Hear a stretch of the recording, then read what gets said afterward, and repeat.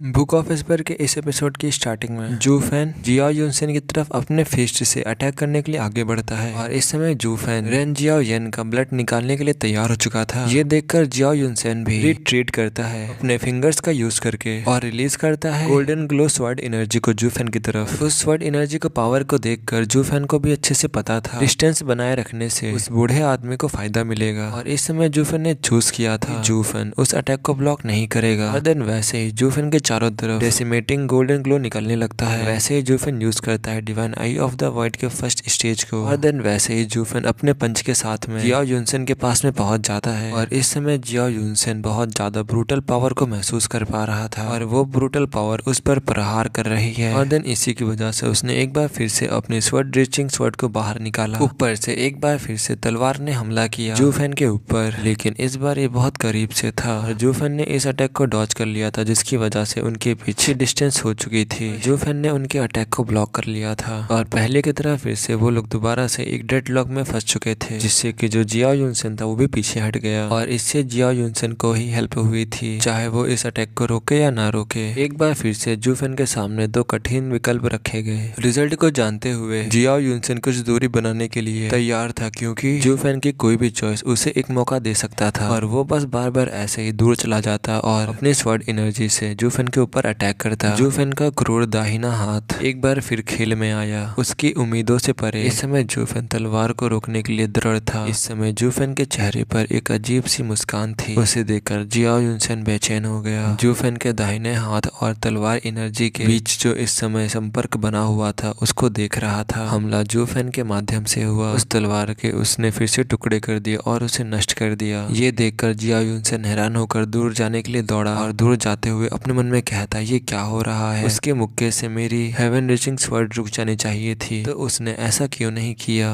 वो एक सेकंड में ही नष्ट हो गया। क्या उसने अपनी सारी पावर खर्च कर दी। और जब जियाओ युनसेन अपने चारों ओर देखता है तो वो पाता है कि वहाँ पर जितने भी ऑडियंस थे वो बहुत ज्यादा ही खुश थे और शायद यहाँ पर तलवार नहीं टूटी थी, शायद जू फैन को कुछ हो गया है। और वहाँ पर जितने भी ऑडियंस थी वो बस यही कह रहे थे कि जो हेवन रेबल है वो बहुत ज्यादा ही महान है, उन्होंने एक अटैक में ही बच्चे को उस मार डाला। ये हमारे हेवन ट्रेलिंग सेक्ट के प्रोटेक्टर है और जब तक हेवन रेबल हमारे साथ है तब तक कि कोई भी हेवन ट्रेलिंग सेक्ट को ऐसे ही नहीं छू सकता। और सभी लोग ऐसे ही वहाँ पर बातें कर रहे थे। और इस समय जो जियाओ युनसेन था वो इन सारी बातों से टोटली ही डिसएग्री, मतलब वो विश्वास ही नहीं कर पा रहा था कि जू फैन इतनी आसानी से मर गया, क्योंकि उसने लास्ट में जू फैन की काम स्माइल देखी थी और उन्हें भी पता था कि जू फैन ऐसे ही नहीं मरने वाला। और ये रिकॉल करके जियाओ युनसेन को बहुत ज्यादा ही अनईजी महसूस हो रहा था, लेकिन उसकी फीलिंग और भी ज्यादा स्ट्रॉन्गर होती जा रही थी। और देन वैसे ही पीछे से एक शार्प क्राई आती है उनकी तरफ जो कि एकदम ब्लड थर्स्ट से भरी हुई थी। और देन जैसे ही जियाओ युनसेन अपने पीछे देखता है तो वो पाता है कि जू फैन के हाथों में एक पूरी ही पिच ब्लैक ब्लेड जू फैन के हाथों में है। और ये देखकर जियाओ युनसेन सरप्राइज हो गया और इस समय जियाओ युनसेन ने अपनी सहज बुद्धि से काम लिया और अपने युआन की से अटैक करने के लिए अपनी दो उंगलियां बाहर निकाली, लेकिन वैसे ही वो उंगलियां जियाओ युनसेन के सामने ही उड़ गई। इस समय जू फैन उसके सामने आ चुका था और जू फैन की अजीब मुस्कान देखकर वो बहुत ज्यादा ही हैरान हो गया। और वैसे ही जू फैन कहता है जियाओ युनसेन तुम नरम हो गए। इस समय जियाओ युनसेन का माथा हिल गया, उसे नीचे से दर्द महसूस हुआ। उसने जो देखा उससे उसे आह भरनी पड़ी और वो भी दूसरे सोल हार्मनी एक्सपर्ट्स की तरह दो पार्ट्स में डिवाइड हो गया। उस पिच ब्लैक स्वॉर्ड ने उसके पेट और उसकी आत्मा दोनों को ही काट डाला। वैसे ही उस स्वॉर्ड को देखकर जो जियाओ युनसेन होता है वो कहता है डबल ड्रैगन मैनर की दिव्य तलवार वॉल्टिंग स्वॉर्ड। जियाओ युनसेन के मुंह से खून निकल रहा था, फिर भी वह काफी शांत दिख रहा था। वैसे ही जू फैन अपना सिर हिलाते हुए कहता है तुम इस बारे में बात कर रहे हो, आखिर तुम्हें किसने मारा जबकि तुम पहले ही मर चुके हो। देन वैसे ही जो जियाओ युनसेन होता है वो हंसते हुए कहता है बेशक, क्योंकि heaven reaching sword double dragon manor में प्रशिक्षण के दौरान प्राप्त हुई थी, मुझे इस दिव्य तलवार से 100 मीटर की दूरी पर खड़े होकर इसे महसूस करने का मौका मिला था। हालांकि मैं इसके वर्तमान मतलब अभी के ऑरा को नहीं जानता, इसका ऑरा पहले के ऑरा से एकदम ही डिफरेंट है, लेकिन मैं इसके स्वरूप से बता सकता हूँ। जियाओ युनसेन मुस्कुराया, मेरा कौशल, मेरी स्किल्स स्पिरिचुअल वेपन्स को कुछ समय के लिए रोक सकता है, लेकिन इसे केवल डिवाइन वेपन्स ही इसे काटने में सक्षम है। जू फैन वैसे ही कहता है तुम्हारी शक्ति और तुम्हारा दिल दोनों ही ऊंचे हैं और अगर आप चालाकी ना करते तो मैं जीत नहीं पाता। और आप कोई ऐसे वैसे नॉर्मल सोल हार्मनी एक्सपर्ट नहीं है, मैं भी आपको मारना नहीं चाहता, लेकिन तुम हेवन ट्रेलिंग सेक्ट की रक्षा कर रहे हो और तुमने मेरे मास्टर को मारा है और इसीलिए मैं तुम्हें कभी भी जाने नहीं दे सकता। ये सुनकर जियाओ युनसेन भी मुस्कुराते हुए कहता है, मुझे तुमसे नहीं लड़ना चाहिए क्योंकि तुम मेरे पुराने दोस्त के डिसिपल हो, लेकिन तुम्हारी ताकत और मेरे संप्रदाय को नष्ट करने के लिए आने के कारण और मुझे इसे नष्ट होने से बचाने के लिए ऐसा करना पड़ा। और हम में से हर एक के पास एक दूसरे को मारने के लिए अपना खुद के कारण है। बस तुम जीत गए और मैं हार गया, बस इतना ही। हालांकि मैं एक बात के बारे में उत्सुक हूँ, लेकिन जस्ट अभी हुआ क्या। देन जूफेन भी उसे देखता है कि ये मरने वाला है, तो जूफेन भी उसे बताता है, मेरे पास बहुत सारे ग्रेटफुल स्किल्स हैं और उनमें से एक स्किल ये भी है कि मैं कोई भी एक जगह को पैदा कर सकता हूँ और भ्रम को बना सकता हूँ। लेकिन तुमने जो काटा था वो सिर्फ एक केवल और केवल भ्रम था, और जब मैं उस स्थान के पीछे था और देन इस इल्यूजन को पैदा करके और जब मुझे आपके ऊपर अटैक करने का मौका मिला तो मैंने वैसा ही कर दिया। देन वैसे ही जियाओ युनसेन ये सुनने के बाद कहता है, मैं देख सकता हूँ कि दुनिया में इस तरह का भी एक स्ट्रेंज स्किल है। देन दोबारा से जियाओ युनसेन जूफेन से कहता है, ऐसी स्किल्स वेस्टर्न लैंड्स में कभी नहीं देखा गया, और मैं ये बात श्योरिटी से कह सकता हूँ कि इस पूरी दुनिया में एक भी इसका यूजर नहीं है जो इस तरह की स्किल का यूज करता हो, खासकर वह बूढ़ा आदमी, उसके पास भी ऐसी स्किल नहीं है। लेकिन तुमने कहा था कि तुम उस बूढ़े आदमी के डिसिपल हो, लेकिन क्या तुम मुझे बता सकते हो कि तुम्हारा असली मास्टर कौन है। देन वैसे ही जूफिन बताता है, जो एल्डर युआन है वो मेरे दाव के मास्टर हैं, जिनका मैं बहुत ज्यादा ही सम्मान करता हूँ और प्रशंसा करता हूँ। जबकि जिस मास्टर ने मुझे अपनी स्किल दी है वह कोई और है, वो एक रिक्लूसिव एक्सपर्ट है, मतलब एकांत प्रिय एक्सपर्ट है, जिसे अकेले में रहना पसंद है, वो वैसा एक्सपर्ट है। मुझे नहीं पता कि वो मर चुका है या जीवित है, लेकिन मुझे यकीन है वो बहुत ज्यादा ही मजबूत है, जो पहले से ही जेनेसिस स्टेज में है। उसके लिए ये सब कुछ एक चींटी से ज्यादा कुछ भी नहीं है, और इसके बावजूद वो सेंट्रल एरिया के इनविंसिबल स्वॉर्ड से भी बेहतर है। जब जियाओ युनसेन ये सुनता है तो वैसे ही वो कहता है, क्या इनविंसिबल सिर्फ एक इग्नोरेंट फूल ही ऐसा कह सकता है। देन वैसे ही जूफेन मॉक करते हुए कहता है, जो वो मास्टर है मेरा, वो उसे भले ही मौत के घाट भी क्यों ना उतारते तब भी वो खुद को अजय घोषित नहीं करेगा। ये सुनकर जियाओ युनसेन कांप उठा और आप भरते हुए कहा, इतने पावरफुल मास्टर के होने के बावजूद भी आखिरकार हम लोग तुम्हें अपमानित करने के लिए क्यों ही गए, और भले ही तुम मर जाते, और अगर तुम मर जाते तुम्हारा मास्टर तुम्हारा बदला लेने के लिए जरूर आता, और वेस्टर्न लैंड में उसे कोई भी नहीं रोक पाता, और उसे रोकने के लिए जो कोई भी आता वो सब कुछ नष्ट हो जाता। मैंने अपना सब कुछ दे दिया है और मुझे कोई पछतावा नहीं है। बूढ़े आदमी, मैं तुम्हारे शिष्य से हार गया, अब आपको आराम करना चाहिए। खून उगलते हुए वैसे ही जियाओ युनसेन की आंखें सफेद पड़ गई और वो वैसे ही गिर गया। देन वैसे ही वहीं पर सभी लोग चिल्लाते हैं, हाई वेनरेबल। वहाँ पर नीचे जितने भी एल्डर्स थे वो सभी लोग हैरान हो चुके थे, और बस वो लोग इस समय डर के साथ में एक अकेले फिगर को आसमान में उड़ते हुए देख रहे थे, और इस समय उनको पछतावा हो रहा था कि वो लोग कैसे जी वैये के शब्दों में कैसे फंस गए और कैसे इस कैलेमिटी को पैदा किया। देन वैसे ही जो जूफेन होता है वो उन सब की तरफ नीचे देखने लगता है, और अब जूफेन इन सबको भी पहुंचाने वाला था नर्क में, और अब यहीं पे सीन कट हो जाता है, और अब हमें उसके आगे और कुछ भी नहीं दिखाया जाता है। तुम लोग भी अंदाजा लगा चुके होंगे कि वो सभी लोग मारे जा चुके होंगे, और अब यहीं पे सीन कट होता है।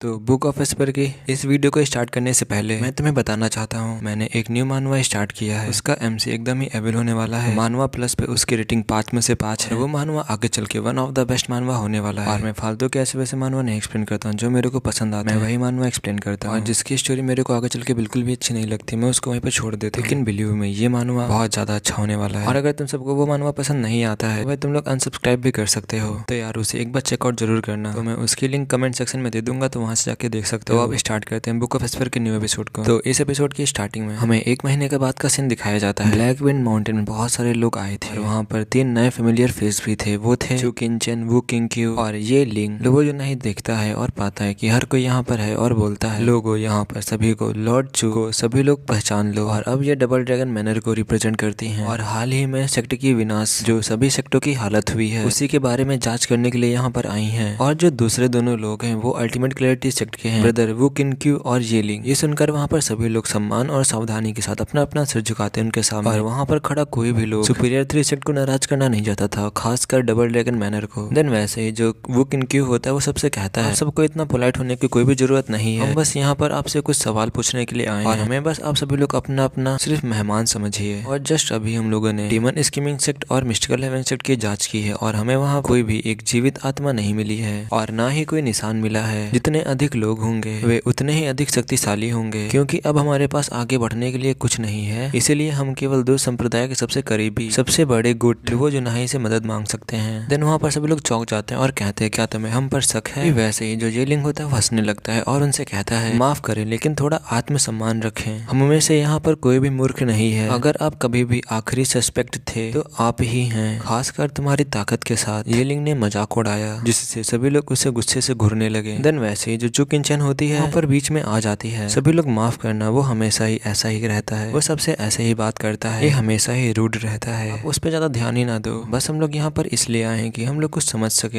अगर किसी ही पता है कि जूफेन का मास्टर कौन हो सकता है। जब सब लोग सुनते हैं ये बात तो सभी लोग कहते हैं क्या जूफेन का मास्टर? वहाँ मौजूद सभी लोग एक कदम पीछे हट गए ये सुन के। फिर वे धीमी आवाज में आपस में बात करने लगे। यहाँ मौजूद सभी लोग टियानियो संप्रदाय से थे, सॉरी एम्पायर से थे, और उनमें से कई लोग नोबल हाउसेस से थे। फिर भी वहाँ पर सभी लोग चाहे वो दुश्मन हो या दोस्त जूफेन पर नजर रखे हुए थे, लेकिन कोई नतीजा नहीं निकला। और चू किनचन की अचानक पूछे हुए सवाल को सुनकर सभी लोगों को एक बार फिर से सोचने पर मजबूर कर दिया। सभी लोग वहाँ पर कहते हैं अपने मन में जूफेन की शक्ति और चतुराई के बावजूद उसका मास्टर कहाँ है, यही हम भी जानना चाहते हैं। देन वहाँ पर कोई आदमी कहता है एडिफिस लॉर्ड जो आप गलत आदमी से पूछ रहे हैं, यहाँ पर हम सभी लोग भी अंधेरे में हैं। स्टीवर्ट जो लुओ कबीले से आए थे, इसीलिए बेहतर यही होगा कि आप उनसे पूछें। मतलब वहाँ पर किसी क्लैन या फिर किसी नोबल फैमिली का एक एल्डर बोलता है लुओजुनाई की तरफ इशारा करते हुए। देन उसके साथ में सभी लोग भी अपना सर हिलाते हैं। हाँ, आप लुओजुनाई से इसके बारे में पूछ सकते हैं जूफेन के बारे में। स्टीवर्ट जो वहीं से थे और अगर उन्हें भी पता नहीं होगा तो हमें कैसे ही पता होगा। देन वैसे ही वहीं पर लुओजुनाई जो होता है सबसे कहता है लोगो ब्रदर जो भले ही लुओ क्लैन से आए हों लेकिन हमें भी नहीं पता जो उनके पास इतने सारे स्किल्स हैं वो कहाँ से आई हैं, उन्होंने कहाँ से सीखा है उन्हें। मेरा मानना है कि आप सभी लोग टियानियो में अच्छे से घुमा करते हैं और आप लोग कई ज्यादा समझदार हैं और आप लोग हम लोगों से अच्छे से संकेत पाने में सक्षम हैं। देन वहाँ पर जो नोबल हाउसेस के जो और भी एल्डर्स वगैरह होते हैं वो सभी लोग अपने मन में कहते हैं अगर हमें पता होता उसके बारे में तो क्या हम लोग तुम्हारे आगे हार जाते। देन वो किनक्यू इन सब की बातें सुनने के बाद अपने मन में कहता है क्या जुओ फैन इसी चट्टान को तोड़कर उससे बाहर निकला है क्या? टियानियो में इतने सारे शक्तियां थी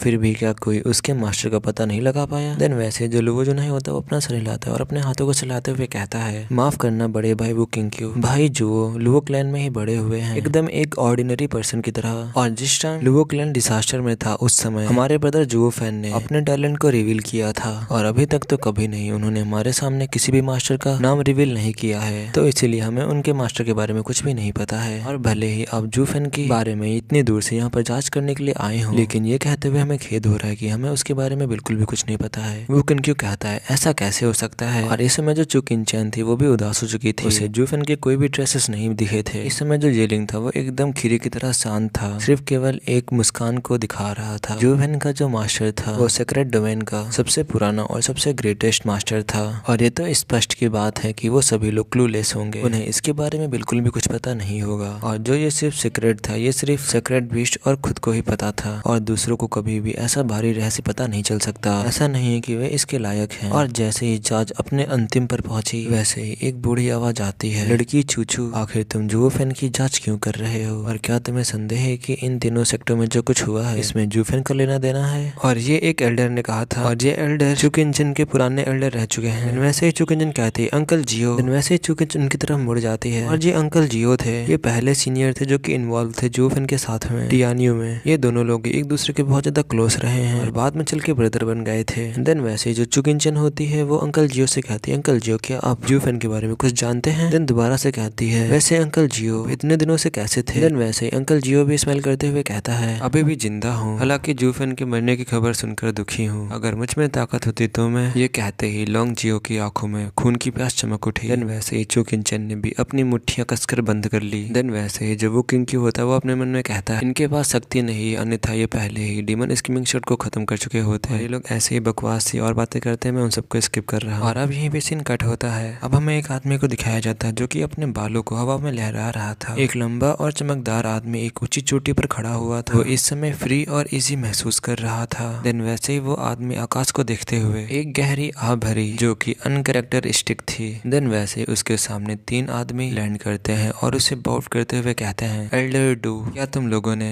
देन जो एल्डर डू होते हैं वो उन तीनों को देखते हुए कहते हैं क्या इन्वेस्टिगेशन के दौरान तुम लोगों को कुछ मिला? क्या उन तीनों सेक्ट का नष्ट होना क्या वो जूफेन से रिलेटेड था या फिर किसी और का इसमें हाथ था? देन वैसे ही वो तीनों भी अपने अपने सर को हिलाते हैं। देन वैसे ही एल्डर क्यों कहते हैं वैसे ही इतना टफ क्वेश्चन इन्फॉर्मेशन भी नहीं था। अगर जूफेन के पीछे एक मजबूत ताकत है तो हम इस डायरेक्शन में अपनी जांच को जारी रखेंगे, और अगर नहीं है तो फिर इस रिवेंज को हम लोग भूल सकते हैं, छोड़ सकते हैं। और देन हमें फोकस करना चाहिए जो वेस्टर्नलैंड में जो पावर्स आने वाली है उनके ऊपर। और ये पहली बार है जब वेस्टर्नलैंड पर हमला किया गया है, और इन तीनों क्षेत्रों पर नजर रखने के लिए एक्साइल डबल ड्रैगन्स को पूरा ध्यान देने की आवश्यकता है। एक बार फिर लोग पीड़ित हुए हैं। देन एल्डर लू दोबारा से कहते हैं, आखिरकार तुम लोगों को हो क्या गया है, क्या तुम्हें कुछ मिला है? देन वैसे ही जो वो किंक्यू होता है वो कहता है, हाँ वैसे एल्डर डू, हमें जूफेन के बारे में कुछ पता चला है। लुओ कबीला टियानियो में उसका घर है और अब कई क्लैंस को इकट्ठा कर चुका है, अपने में जोड़ चुका है, और लुओ अलायंस का गठन कर चुका है। उसका विकास बहुत तेजी से हो रहा है, किसी छोटे से एम्पायर से कई ज्यादा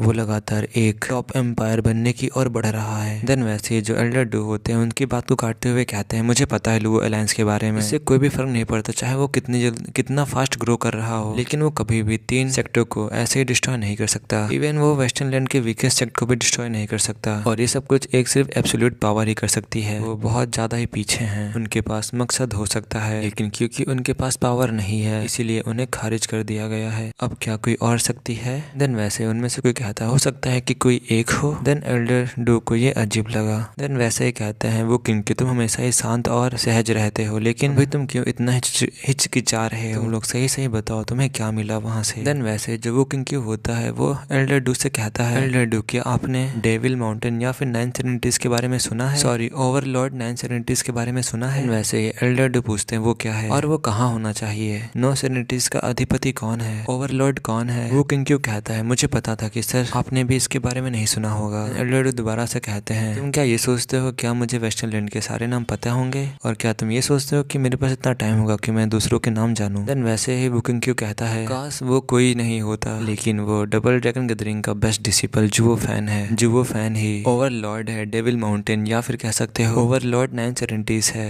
और वेस्टर्नलैंड के फ्यूचर के बेस्ट के बारे में कुछ ऐसे ही नहीं कहा जा सकता। देन वैसे ही एल्डर डू कहते हैं, क्या तुम उस टफ जूफेन के बारे में बात कर रहे हो? इस समय एल्डर डू गंभीर हो गया, क्योंकि जूफेन हमेशा अनबिलीवेबल और बिजारे स्किल्स दिखाता है जिसे वेस्टर्नलैंड ने कभी भी नहीं देखा। तो मालिक भी उतना ही राक्षसी होना चाहिए। लेकिन नाम और स्थान, इस समय एल्डर लू ने अपनी भौहें सिकोड़ ली थी, जबकि तीनों उनके जवाब का इंतजार कर रहे थे। जब वो अपने दिमाग को खपा रहा था तभी एक बुजुर्ग और 3 परिचित व्यक्ति वहाँ पर आए। यनमू, वेंटाओ, जी टियानसेंग वहाँ पर आए, और इस समय डबल ड्रैगन गैदरिंग ने 3 जांच दल बनाए थे। जो चुक इंजन की टीम थी वो जूफेन का बदला लेने वाली टीम की जांच के लिए गए थे, बल्कि यनमू की टीम कॉन्ग्रोन में बीस्ट टेमिंग सेक्टर में गए थे। सॉरी, बीस्ट टेमिंग सेक्टर की जांच करने के लिए गए थे, क्योंकि जो बीस्ट टेमिंग सेक्टर था वही ऐसा सेक्टर था जो कि जूफेन के बदले में बिल्कुल भी शामिल नहीं हुआ था। यदि टियानियो में जांच अंत तक पहुंच गई तो कम से कम वहां पर कुछ सुराग तो मिल ही सकते हैं, लेकिन उनके व्यवहार से स्पष्ट था कि उनके हाथ भी कुछ नहीं लगा है। देन वैसे ही वो लोग कॉन्ग्रन की और बातें करते हैं, कॉन्ग्रन पर कैसे डिस्ट्रॉय हो गया ऐसा वैसा। देन जो यनमू होता है वो कहता है, जो कल्प्रिट ने ये सब कुछ किया है वो तो ऐसे चला गया, उसने एक भी क्लू नहीं छोड़ा, और अब तो मैं पूरी विश्वास से कह सकता हूँ ये सब कुछ तो एक आउटसाइडर ने ही किया होगा। और वो किंग को इस समय ऐसा लग रहा था बाहरी प्रभाव के अलावा ये सब कुछ होने का कारण एकमात्र रास्ता सिर्फ जुओ फैन है, जुओ फैन का बदला। हालांकि वो किंग की जांच में भी एक अड़चन आ गई थी। और ये वाला एपिसोड यहाँ पे खत्म होता है, और जो मैंने न्यू मानवा स्टार्ट किया है वो वाला भी देख लेना।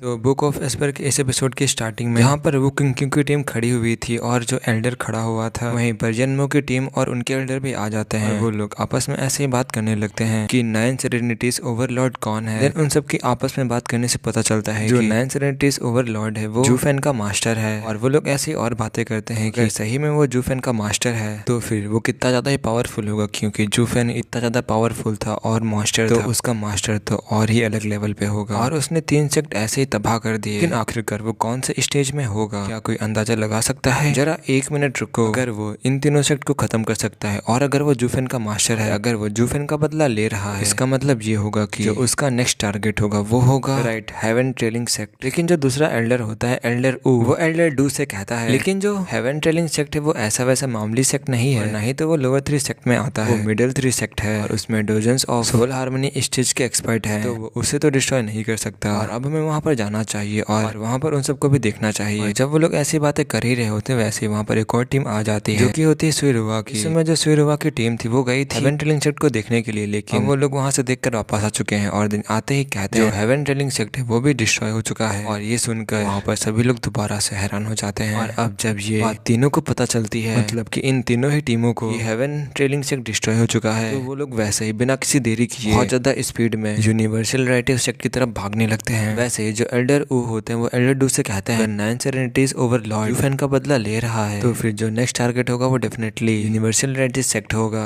और जैसे ही एल्डर वो बोलते हैं वैसे ही शोल्डर टू शोल्डर दोनों लोग साथ में उड़ जाते हैं। और जब वो लोग आसमान में उड़ रहे होते हैं वैसे जो वो किंग होता है वो कहता है लेकिन जो यूनिवर्सल रिलेटिव सेक्ट है वो सुपीरियर 3 सेक्ट में आता है, वहाँ पे बहुत सारे जेनेसिस स्टेज कल्टिवेटर होंगे और वो सेक्ट वो पिछले वाले 2 कैटेगरीज की तरह बिल्कुल भी नहीं है। और मुझे बिल्कुल भी विश्वास नहीं हो रहा है कि वो अकेला उसने जैसे इन चारों सेक्ट की हालत की है वो यूनिवर्सल रिलेटिव सेक्ट की भी हालत कर सकता है। मुझे इस पर बिल्कुल भी यकीन नहीं है। वैसे ही एल्डर वो कहते हैं बच्चे तुम बहुत ज्यादा ही यंग हो और तुमने अभी तक एक ट्रू एक्सपर्ट को नहीं देखा है और तुमने वो तो जरूरी सुना होगा रैंकिंग सेन के बारे में, उसने 10 सेक्टों में कैसा आतंक मचाया था। और क्या तुम अभी भी यही सोचते हो कि वो इतना स्ट्रांग नहीं होगा कि वो 10 सेक्टों में से एक सेक्ट को भी डिस्ट्रॉय ना कर सके? और भले ही क्यों ना वो सुपीरियर 3 सेक्ट में से क्यों ना आता हो, लेकिन उसे रोकना वेस्टर्न लैंड का रूल भी है। लेकिन वो जो 9 सेरेनिटीज ओवरलॉर्ड है वो जिस सेक्ट को तबाह कर रहा है वहाँ पर एक भी आत्मा नहीं बच रही है। वो हर एक चीज को नष्ट कर डाल रहा है अपने डिसिपल के रिवेंज के लिए। और अगर वो आदमी रैंकिंग सेन की भी स्ट्रेंथ से डबल हुआ तब तो यूनिवर्सल रिलेटिव सेक्ट उसके सामने तो बिल्कुल ही खड़ा नहीं हो सकता, क्योंकि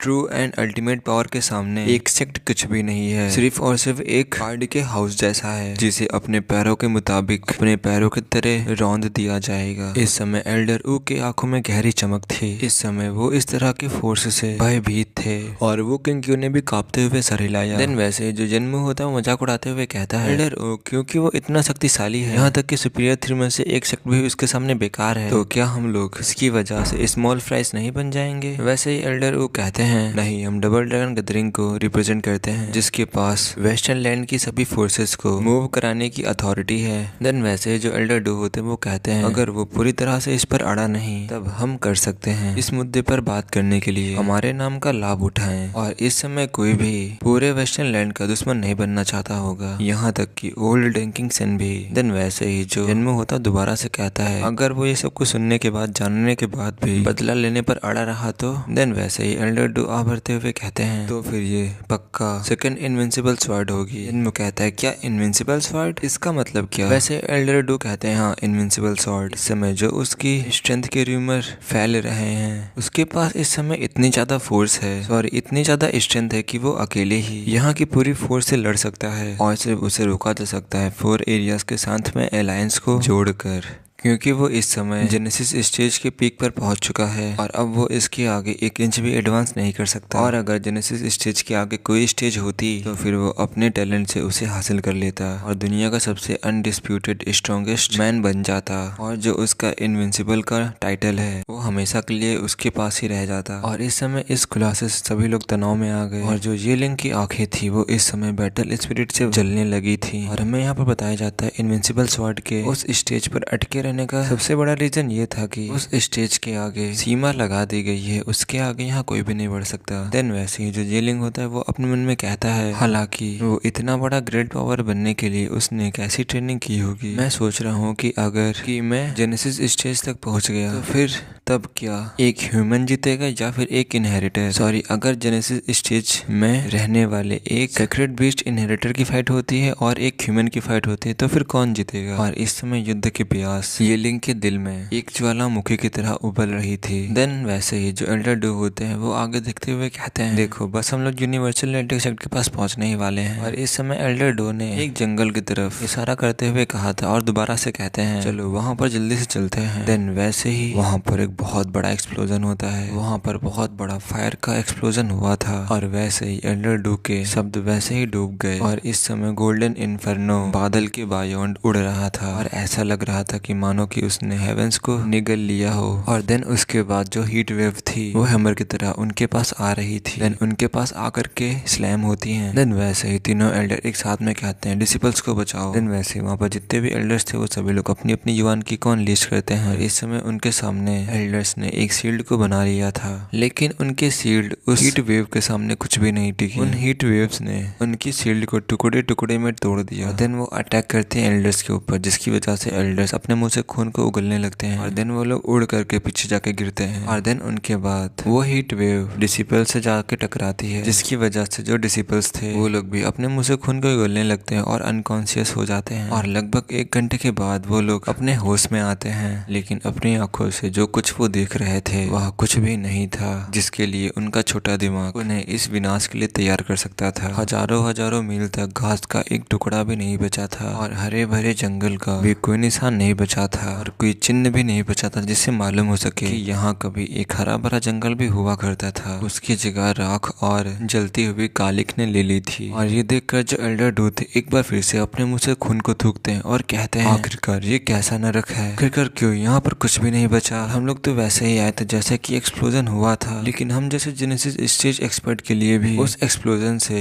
बहुत ज्यादा ही सफर करना पड़ा था, और हमें बहुत ज्यादा हैवी वॉन्ड्स भी आए हैं। और मैं केवल ये सोचकर ही बहुत ज्यादा डरा हुआ हूँ कि इसके सेंटर में कितनी ज्यादा शक्ति होगी। हम लोगों को इतने दूर में रह करके इतना ज्यादा सहना पड़ा है, और जो लोग इसके सेंटर में होंगे उनका क्या हुआ होगा। वहाँ तो कुछ भी नहीं बचा होगा, वहाँ पर सब कुछ खत्म हो चुका होगा। देन वैसे ही एल्डर ऊ भी अपने कांपते हुए पैरों पर खड़े हुए। उनके शब्दों से सभी लोग भी जग चुके थे। ठीक है, जो यूनिवर्सल लाइट चक था वो भी वहीं पर था, और जब वो सभी लोग अपने सामने देखते तो बस वही पाते कि जो गोल्डन फ्लेम्स है और भी ज्यादा ऊपर और ऊपर उठती जा रही हैं, और उनकी स्किन्स पर उस फ्लेम्स की तीखी चोट ऐसी थी कि उनके द्वारा मुंह से उगला हुआ खून भी इवापोरेट हो गया। और ये चीज एकदम वैसे ही उनके शरीर पर भी काम कर रही थी। उन्हें मात्र 15 मिनट में जीवित ही उन्हें पकाकर सुखा दिया। और इस समय चुकिनचिन को ये दृश्य अजीब तरह से जाना पहचाना लगा। ये देखकर उसकी आंखों में आंसू भर आए, और देन वो वैसे ही धीरे से कहती है जूफ है। देन वैसे ही ये सुनकर सभी वहाँ पर एल्डर्स चौंक जाते और कहते हैं क्या चुकिनचिन, आखिरकार तुम कह क्या रही हो। देन दोबारा से चुकिनचिन सिसकते हुए कहती है जूफेन के मौत के दिन एकदम यही आग लगी हुई थी जो 500 मील तक फैल गई थी, और यहाँ तक कि उसके शरीर को भी लील गई थी। और ये आग भले ही उससे कहीं ज्यादा है, लेकिन मैं ऐसे लपटों को कभी नहीं भूलूंगी। और देन ये सुनने के बाद जो एल्डर्स होते हैं वो एक दूसरे की तरफ देखने लगते हैं। देन वैसे ही जो वो किंग होता है वो येलिंग से कहता है जूनियर ब्रदर, जो ये फायर है ये तुम्हारी फायर से फेमिलियर लग रही है, तुम्हारी फायर की तरह लग रही है। देन वैसे ही येलिंग अपनी आंखों को घुमाते हुए कहता है सीनियर ब्रदर, क्या तुम मेरा मजाक उड़ा रहे हो। ये जो फायर ये बहुत ज्यादा ही दूर तक है और बहुत ज्यादा ही कंसंट्रेटेड है, और अगर मैंने ऐसा डबल ड्रैगन गैदरिंग में किया होता तो मैं हारा नहीं होता। देन वैसे ही सस्पिशियसली वो किंग येलिंग की तरफ देखते हुए कहता है क्या सही में। इस समय जो येलिंग था वो जानबूझकर दिखावा कर रहा था, और इस समय येलिंग को भी पता था कि जो ये गोल्डन फ्लेम्स हैं ये एक ही आदमी की हो सकती हैं, सॉरी एक ही सेक्रेट बिस्ट की हो सकती हैं, और वो था डेसिमेटिंग गोल्डन ड्रैगन। ये सब कुछ कैसे खत्म हुआ, इस बारे में येलिंग को पूरा विश्वास था कि जूफेन को गोल्डन ड्रैगन एंसेस्टर ने ब्रीथिंग पिल दी है, और जूफेन ने इस समय उसी का यूज किया है। देन वैसे ही येलिंग अपने मन में कहता है एल्डर ब्रदर, आपने ड्रैगन ब्रीथिंग पिल को यहाँ पर यूज कर दिया। आपने तो एक ड्रैगन ब्रीथिंग पिल ऐसे ही बर्बाद कर दी, ये तो ड्रैगन ब्रीथिंग पिल की बर्बादी है। और ये सब कुछ येलिंग इसलिए बोल रहा था क्योंकि येलिंग को पता था कि ड्रैगन ब्रीथिंग पिल है वो कितनी ज्यादा स्ट्रॉन्ग है, कितनी ज्यादा पावरफुल है, और इस जैसी जगह पर यूज करना ड्रैगन ब्रीथिंग पिल का वो बस एक खेलने जैसा है, और इस जैसे मोटर डोमेन में इस चीज का यूज करना एकदम वैसा है जैसे कि चींटियों को जलाना, और पूरी तरह से ड्रैगन ब्रीथिंग पिल की बर्बादी। देन वैसे येलिंग अंदर ही अंदर कहता है वैसे इसका इस्तेमाल खुद को बचाने के लिए किया जाना चाहिए, बदला लेने के लिए नहीं। देन वैसे ही जो एल्डर होते हैं एक दूसरे की तरफ देखते हुए कहते हैं चलो देखते हैं आखिरकार वहाँ पर हुआ क्या है। और इस समय वो सभी लोग भी जान चुके थे कि यूनिवर्सल रेड सेक्ट का सफाया हो चुका है, लेकिन जांच अभी भी होनी बाकी थी। और वैसे ये वाला एपिसोड यहीं पे खत्म होता है। और जिन लोगों ने भी इनविंसिबल मोर्टल पाथ को नहीं देखा वो भी एकदम ही बुक ऑफ एस्पेरी जैसा मान हुआ है, तो तुम लोग उसे भी जाकर देख सकते हो, तुम्हें वो जरूर पसंद आएगा। तो जिन्होंने नहीं देखा है तो जाकर देख लेना, जिन्होंने देख लिया है तो उन्हें थैंक्स। अब मिलते हैं बुक ऑफ एस्पेरी के नेक्स्ट एपिसोड में।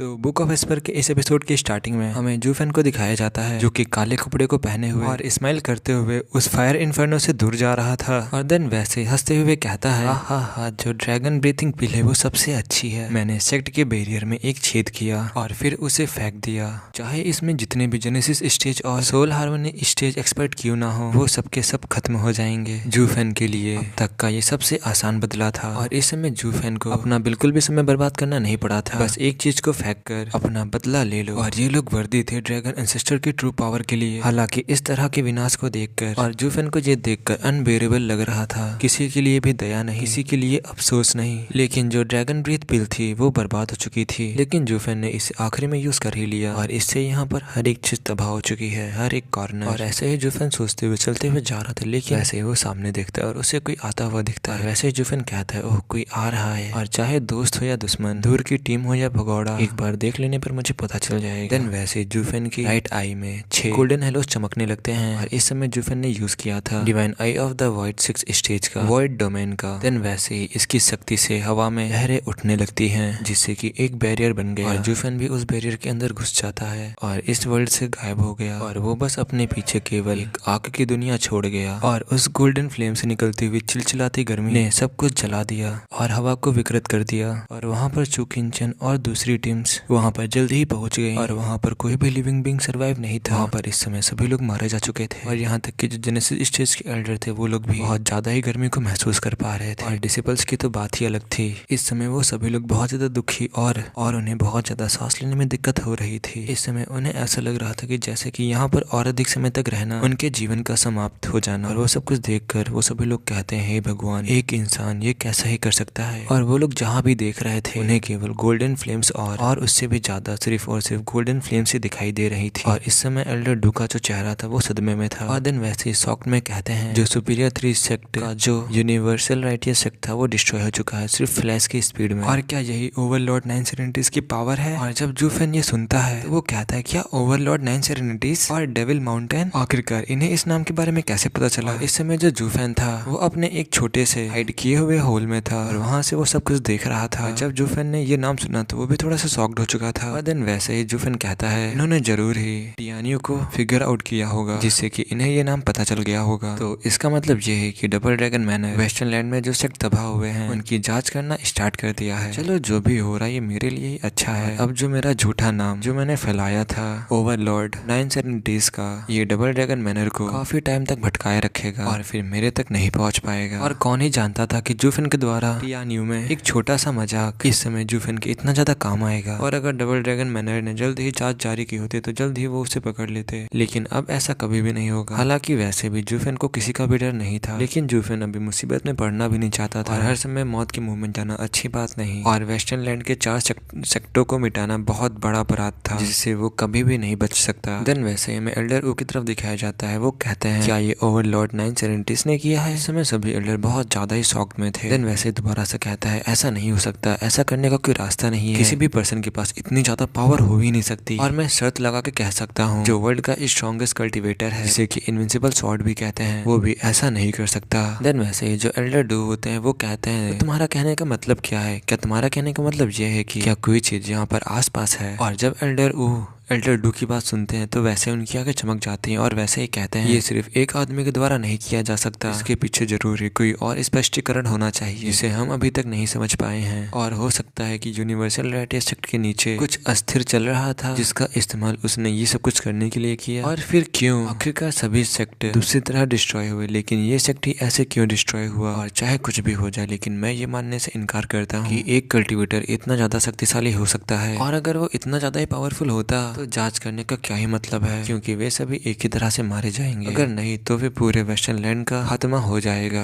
और अगर ये एकदम वैसे ही है जैसा कि एल्डर ओ ने कहा है कि पृथ्वी के नीचे वाली शक्ति का यूज करके ऐसा आपदा पैदा किया जा सकता है तो फिर वो उतना भी शक्तिशाली नहीं है, तो फिर हम उससे लड़ सकते हैं। देन उनकी सबकी बातें सुनकर जूफेन भी सर हिलाता है और देन वैसे ही कहता है कम से कम टीम में ऐसा तो कोई है जो अपने दिमाग का इस्तेमाल कर सकता है। वो सही कह रहे हैं, वेस्टर्न लैंड में ऐसा कोई भी नहीं है जो ये करने की क्षमता रखता हो और इतना ज्यादा पावरफुल हो जो एक ही झटके में पूरे सेक्ट को खत्म कर दे, क्योंकि ये सेक्रेट डोमेन के सबसे शक्तिशाली सेक्रेट बीस्ट का अटैक था, जिसके बारे में वेस्टर्नलैंड में कभी भी इससे पहले इस चीज के बारे में सुना भी नहीं होगा। इसीलिए इस निष्कर्ष पर पहुंचना कि पृथ्वी की शक्ति उधार ली गई है कोई बुरा तर्क नहीं है। हालांकि इसका मतलब यह था कि टीम आगे बढ़ती रहेगी और बदले में जूफेन को इफेक्ट करेगी, और येलिंग भी इसके बारे में अच्छी तरह से जानता था। हालांकि उसे नहीं पता था कि इस समस्या को कैसे कम किया जाए। देन वैसे ही येलिंग कहता है एल्डर हो सकता है कि ओवरलॉर्ड 9 सेरेनिटीज ने अकेले ऐसा नहीं किया हो, लेकिन शायद पूरे डेविल माउंटेन ने ऐसा किया हो। और क्या आपको लगता है कि आप इस संप्रदाय की खोजबीन करके क्या वेस्टर्नलैंड में ऐसा कोई होगा जो उनसे लड़ पाएगा? जैसे ही एल्डर्स लोग ये सुनते हैं वैसे वो कांप उठे और नाव में आ गए। देन वैसे जो एल्डर होते हैं वो अपने मन में कहते हैं सही एक आदमी के पास इतनी शक्ति नहीं हो सकती, लेकिन अगर डेविल माउंटेन एक्सपर्टों से भरा होता तो कोई भी उस चीज का सहारा ले सकता था, उन एक्सपर्ट का सहारा ले सकता था। इसी से साबित होता है कि उसका जो सेक्ट है वेस्टर्न लैंड से भी ज्यादा मजबूत है। देन वैसे जो एल्डर होते हैं वो कहते हैं इम्पॉसिबल। बच्चे तुम जरा इस तबाही को ध्यान से देखो, क्या दुनिया की सारी शक्ति एक साथ मिलकर क्या इसे बना सकती है? इसीलिए केवल वर्ल्ड की पावर ही अपराधी हो सकती है, सब कुछ वर्ल्ड की पावर ही कर सकती है, ना कि कोई इंसान। मैं अब भी मानता हूँ कि ओवरलॉर्ड 9 सेरेनिटीज ने हमें हिलाने के लिए इस तरीके का इस्तेमाल किया होगा, लेकिन ये एक धोखा भी तो हो सकता है ताकि हम उनके पोजीशन को गलत समझे और जांच बंद कर दे। और ये केवल ये साबित करता है कि उनके पास इतनी ज्यादा शक्ति नहीं है जिससे वेस्टर्नलैंड डर सके। और किस तरह तुम उनकी गुप्त हरकतों को समझ सकते हो, हर सेक्टर को बर्बाद करने के बाद गायब हो जाना। और जब हम यहाँ आए तो हमने आसपास किसी का कोई भी निशान नहीं देखा। क्लियरली वो अपने ट्रैक्स को छिपाने की कोशिश कर रहा है। दोबारा से एल्डर ऊंची आवाज में कहते हैं उन्हें उनका लॉजिक और भी सही लगा। इतना होशियार होने के लिए उन्हें उन पर गर्व भी हो रहा था और बाकी लोगों ने सिर्फ अपना सर हिलाया। यहाँ तक कि जूफेन भी उसकी तारीफ कर रहा था। और अगर जूफेन ने खुद ये नहीं किया होता तो शायद जूफेन भी उस आदमी के लॉजिक के ऊपर विश्वास कर लेता। केवल येलिंग इसे जाने नहीं दे रहा था। दोबारा से येलिंग आगे बढ़ते हुए कहता है क्या हुआ अगर हम लोग ओवरलॉर्ड 9 सेरेनिटीज के पीछे जाते हैं, और अगर उनके पीछे जाना आग से खेलने जैसा हुआ तो क्या होगा, और अगर तब हमें उसका सामना करना पड़ा तो क्या होगा? देन वैसे जो एल्डर लोग होते हैं वो कहते हैं जब तक कि मैं उन्हें अपनी आंखों से खुद ना देख लूं कि कोई इतना शक्तिशाली हो सकता है, तब तक कि मैं इस पर विश्वास नहीं कर सकता। और अगर वो इतना शक्तिशाली हुआ तो फिर इनविंसिबल स्वॉर्ड से भी ज्यादा शक्तिशाली होगा। और जो एल्डर होते हैं वो अपने हाथ हिलाते हुए तो बस अपने ही बहाने पर तुष्ट थे और उन्हें बस अपने ही बातों पर विश्वास था कि जो वो कह रहे हैं वही सब कुछ सही है। और जो वहाँ पर दूसरे लोग थे वो लोग उन्हीं की बातों पर सहमत थे और वैसे जांच जारी कर देते हैं। वैसे जो जूफेन होता है वो अपने सर हिलाते हुए और हंसते हुए कहता है वेस्टर्नलैंड में 4 सेक्टरों को बर्बाद करने के बाद यह कहना सुरक्षित था कि वो कितनी जल्दी यहाँ से चले गए इतना ही बेहतर होगा। जूफेन ने एक जोड़ी आंखें डाली जिसमें गोल्डन इन्फर्नो रिफ्लेक्ट हो रहा था और एक आखिरी नजर उसे दूर देखना मुश्किल हो रहा था। इस समय शायद वो किंचन की तरफ देख रहा था। देन वैसे ही अपने मन में कहता है किंचन हम शायद अब फिर नहीं मिलेंगे। देन वैसे ही उसकी जो रिंग होती है जूफेन की जो रिंग होती है वो एक्सप्लोड कर जाती है, उसमें जो थंडर होती है वो एक्सप्लोड हो जाती है। इस समय जूफेन जो था वो भी उस रिंग की तरफ देखने लगा था और जो चू किंचन की भी जो रिंग थी वो भी सेम टाइम पे रिएक्ट कर गई थी। और जो जूफेन था वैसे ही दोनों रिंग की तरफ शॉक में देखता है और कहता है आखिरकार ये स्पेस रियलिटी से कट ऑफ कैसे हो गया, आखिरकार कैसे दोनों थंडर रिंग कैसे एक साथ ही रिएक्ट करने लगी। जब से ये रिंग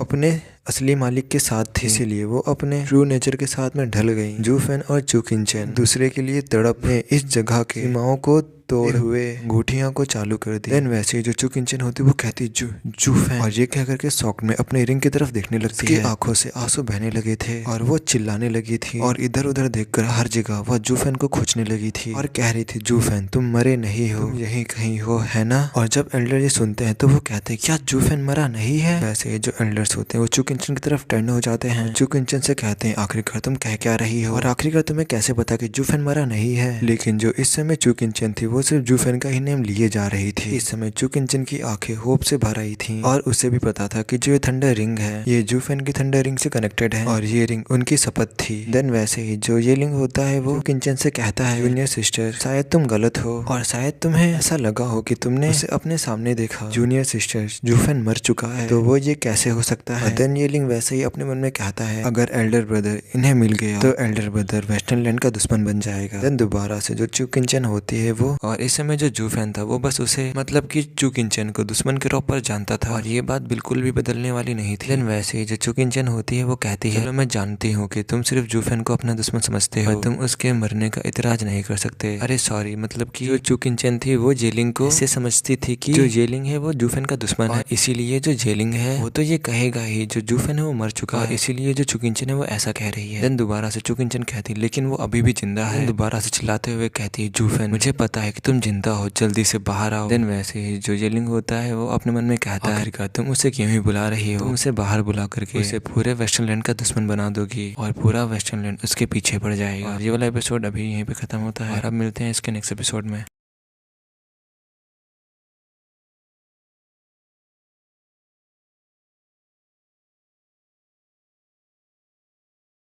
तो आज के बुक ऑफ एस्पर के एपिसोड की स्टार्टिंग में हमें चू किंचन को दिखाया जाता है जो कि अभी भी अपनी आंखों से जू फैन को ढूंढ रही थी। और जो जो कुछ चू किंचन ने कहा था वो सारी बातें सुनकर जो एल्डर्स होते हैं, जो तीनों एल्डर्स होते हैं, वो वैसे ही वहाँ के पूरे एरिया को स्कैन करने लगते हैं। लेकिन पूरे एरिया को स्कैन करने के बावजूद भी उनके हाथ कुछ भी नहीं लगता है। बस जो वो पाते हैं वो थी भीषण गर्मी और उसके अलावा कुछ भी नहीं। देन पूरे एरिया को स्कैन करने के बाद जो एल्डर्स होते हैं वो चू किंचन की तरफ देखते हुए कहते हैं, क्या डबल ड्रैगन की बेस्ट डिसिपल अपने हस्बैंड के लिए अंधेरे में चली गई है। और जो कुछ एल्डर ने अभी कहा था उन्होंने मन में कहा था। और देन दोबारा से किंचन से कहते हैं, किंचन तुम ऐसा बिल्कुल मत करो, जो जू फैन है वो जा चुका है, वो यहाँ पर बिल्कुल भी नहीं है। लेकिन जो चू किंचन थी वो अभी भी चिल्लाए जा रही थी। और चू किंचन की ऐसी हालत देखकर जो सुइरुआ और जो डैनर होती है वो दोनों ही चू किंचन के गले लग जाती हैं और वो लोग भी उसको पेन को देखकर रोने लगी थी। लेकिन जो चू किंचन थी वो उनकी बातों को बिल्कुल भी नहीं सुन रही थी। वो बस अपने सर को हिला रही थी और उनसे कह रही थी, नहीं जू फैन नहीं मरा है। और फिर खुशी के साथ में अपने रिंग की तरफ पॉइंट करते हुए कहती है, सीनियर सिस्टर वो अभी भी जिंदा है और वो यहीं पर है, जरा इन्हें देखो, सिर्फ हम दोनों के पास ही ऐसी रिंग्स हैं और ये दोनों रिंग तभी रिएक्ट करती हैं जब हम दोनों आसपास होते हैं और ये रिंग उसकी यादगार है और वो डेफिनेटली यहीं पर है। और इस समय जो चू किंचन थी वो इस रियलिटी को सबको बताने के लिए बेताब थी। लेकिन वहाँ पर जितने भी लोग थे वो लोग बस यही सोच रहे थे कि चू किंचन अपनी खुशी के लिए बस ऐसा कह रही है और वो बस हर तरीके से अपने आप को ये विश्वास दिलाना चाहती थी कि जू फैन अभी भी इस दुनिया में है। देन चू किंचन की बातें सुनने के बाद जो एल्डर डू होते हैं वो चू किंचन से कहते हैं, चू किंचन भले ही मैं इस रिंग के बारे में नहीं जानता लेकिन हम लोगों ने इस एरिया को स्कैन किया है पूरे 100 माइल्स तक, लेकिन हमें यहाँ पर एक भी जीवित इंसान नहीं मिला। ये सुनकर जो चू किंचन थी वो अपने ओठों को काट लेती है और वो अभी भी हार नहीं मानी थी। और देन दोबारा से कहती, नहीं वो आस ही पास है और उसे कोई भी नहीं ढूंढ सकता, उसकी स्किल्स बहुत ज्यादा रेयर हैं और इसीलिए तुम में से कोई भी उसे नहीं ढूंढ सकता, सिर्फ मैं उसकी वाइफ की तरह मैं जानती हूँ कि वो यहीं पर है। ये सुनने के बाद जो एल्डर होते हैं वो चिल्लाते हुए कहते हैं, अब बहुत हो गया चू किंचन, अब बस भी करो, और हम लोग जेनेसिस स्टेज के एक्सपर्ट्स हैं और तुम ऐसा कह रही हो कि हम लोग एक इंसान को भी नहीं ढूंढ सकते जो कि सिर्फ इथेरियल स्टेज पर है, हम लोग एक आयन के जैसे स्मॉल चीज को भी ढूंढ सकते हैं और आखिरकार तुम इस पागलपन को और कितनी देर तक कंटिन्यू करोगी। उन एल्डर्स को देखते हुए जो चू किंचन थी वो अभी भी जू फैन का नाम लिए जा रही थी, जू फैन ये मैं हूँ तुम्हारी वाइफ, प्लीज मेरे पास आओ। देन वैसे ही जो एल्डर डू होते हैं वो वुकिंक्यू की तरफ देखते हुए कहते हैं, बस बहुत हुआ, अब इस लड़की को उठाओ और यहाँ से लेकर चलो। देन एल्डर को ग्रीट करते हुए जो वुकिंक्यू होता है वो भी चू किंचन की तरफ जाने लगता है और देन चू किंचन से कहता है, जूनियर सिस्टर किंचन जरूरी इस रिंग में कोई ना कोई गड़बड़ी होगी और मैं ये श्योरिटी से कह सकता हूँ जू फैन यहाँ से जा चुका है हमेशा के लिए और उसका यहाँ पर होना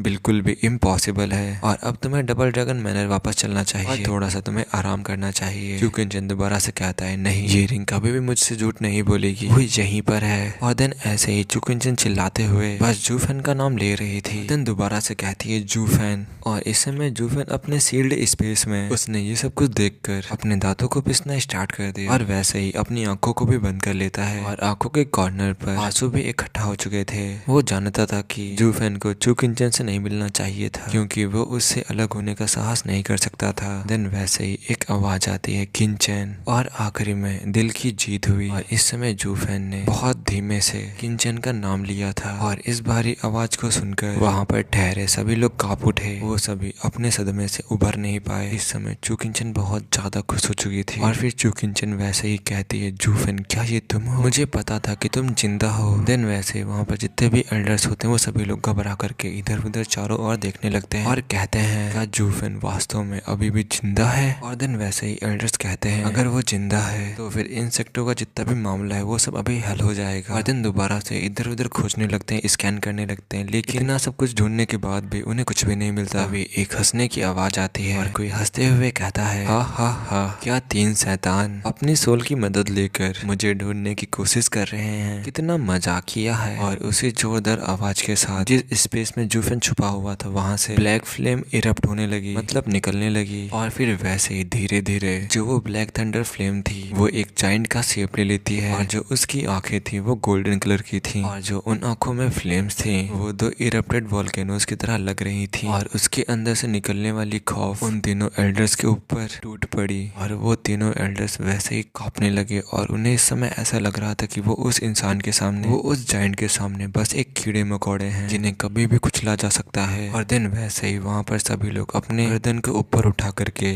उस काले से आसमान में उड़ रहे जाइंट की तरफ देखने लगते हैं और महसूस किया कि उसकी पावर इतनी है जिससे कि उनके जो घुटने थे वो कांपने लगे। और ये लिंक को भी इसके पीछे की सच्चाई जानने के बावजूद भी कोई बेहतर रिजल्ट नहीं मिला था और वो भी इस समय उस जाइंट की एनर्जी से घुटन महसूस करने लगा था। और दिन वैसे ही उस चीज को देखकर वहाँ पर सभी लोग कहते हैं आखिरकार ये चीज है क्या ओवरलॉर्ड 9 सेरेनिटीज सच में यहाँ पर आया है। और जो इस जाइंट की शक्ति थी वो उसके मास्टर के लेवल जितनी दिख रही थी, केवल 10 सोवरेन ही इस चीज का प्रयोग कर सकते थे। और सबको ही पता था कि जो 9 सेरेनिटीज सोवरेन है वो मिसिंग है, तो आखिरकार कैसे सडनली ये मॉर्टल डोमेन में आ सकता है। और इस समय येलिंग इतना ज्यादा हैरान था कि उसे कुछ भी समझ में नहीं आ रहा था। और अभी जो कुछ भी बोला था वो येलिंग ने बोला था। और इस समय जो सेक्रेट बीस्ट इनहेरिटर था वो उस चीज से डरा हुआ था, तो बाकी के बारे में क्या ही कहा जा सकता था। वो सभी कागज की तरह सफेद दिख रहे थे और सांस लेने के लिए हाफ रहे थे। और इस समय जो जेनेसिस स्टेज के तीनों एल्डर थे वो भी पूरी तरीके से कांप उठे।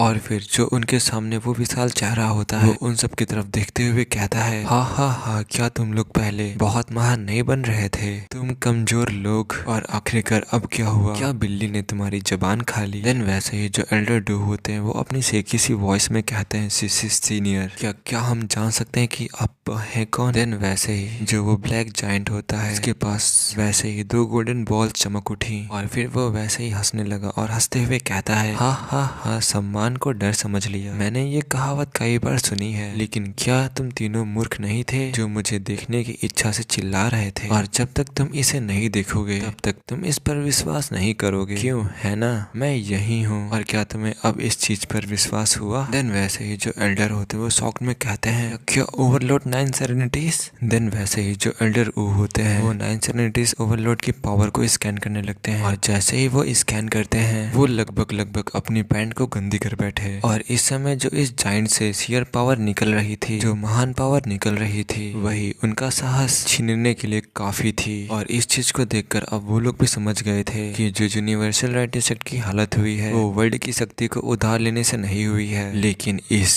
जाइंट की खौफनाक शक्ति से हुई है। और जो ओवरलोड 9 सेरेनिटीज था वो पहले कभी नहीं देखा गया था, लेकिन अब वहाँ पर मौजूद सभी लोग अब अच्छी तरह से महसूस कर पा रहे थे कि ओवरलोड 9 सेरेनिटीज के पास कोई बहुत ज्यादा खौफनाक विनाशकारी शक्ति है। और उस जाइंट को शक्ति को महसूस करके वो तीनों एल्डर्स वैसे ही अपने घुटनों के बल गिर गए। और फिर अपने घुटनों के बल बैठने के बाद कहते हैं सीनियर प्लीज हमारे बेवकूफी भरे शब्दों को इग्नोर कीजिएगा, सीनियर प्लीज हमें माफ कर दीजिएगा। देन वैसे ही जो जाइंट होता है वो हंसते हुए कहता है हा हा हा, बच्चों क्या तुम अपने जैसा मुझे भी तुच्छ समझते हो। और मिस ने हमारे शब्दों के खिलाफ जाकर तुम्हारा खंडन किया था, तुम्हें रोका था, लेकिन फिर भी तुम एक असहाय महिला पर हमला करना चाहते थे।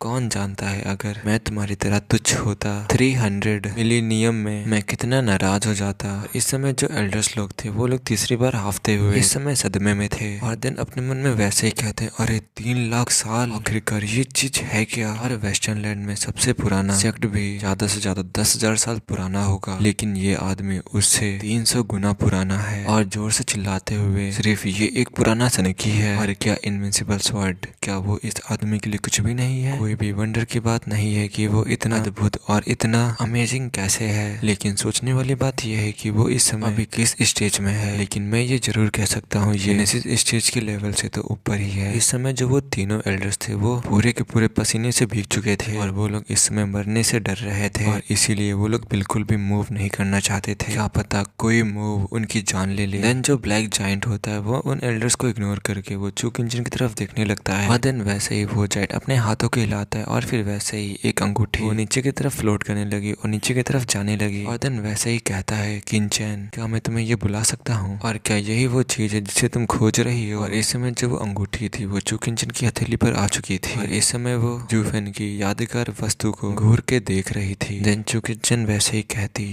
ये तो जूफेन का है। देन वैसे ही जो चू किंचन होती है वो उस जायंट की तरफ देखती है और वो उस ब्लैक जायंट से और भी चीजें पूछना चाहती थी, लेकिन वो सच्चाई जानने से डर रही थी। देन वैसे ही जो ब्लैक जायंट होता है वो बोलता है, बच्चे उसके बारे में भूल जाओ, वो अब नहीं आएगा। ये सुनकर चू किंचन का हाथ कांपने लगा। मैंने 3 लाख साल पहले डेविल माउंटेन की स्थापना की थी और तब कोई भी मेरे सामने खड़ा नहीं हो सकता था, लेकिन 2 लाख वर्षों के बाद मैं थक गया और दाव को समझने पर ध्यान केंद्रित करते हुए एक एकांत में चला गया और इस दुनिया से गायब हो गया। और जैसे कि दुनिया भर में मेरी यात्राओं के दौरान मैं एक ध्यान देने योग्य डिसिपल से मिला, और जूफेन भी एक वैसा ही डिसिपल था जिसे मुझे तलाश थी, वो एकदम वैसा ही था। और यहीं पर ये वाला एपिसोड खत्म होता है। और कमेंट करके बता देना कि ये वाला एपिसोड तुम्हें कैसा लगा।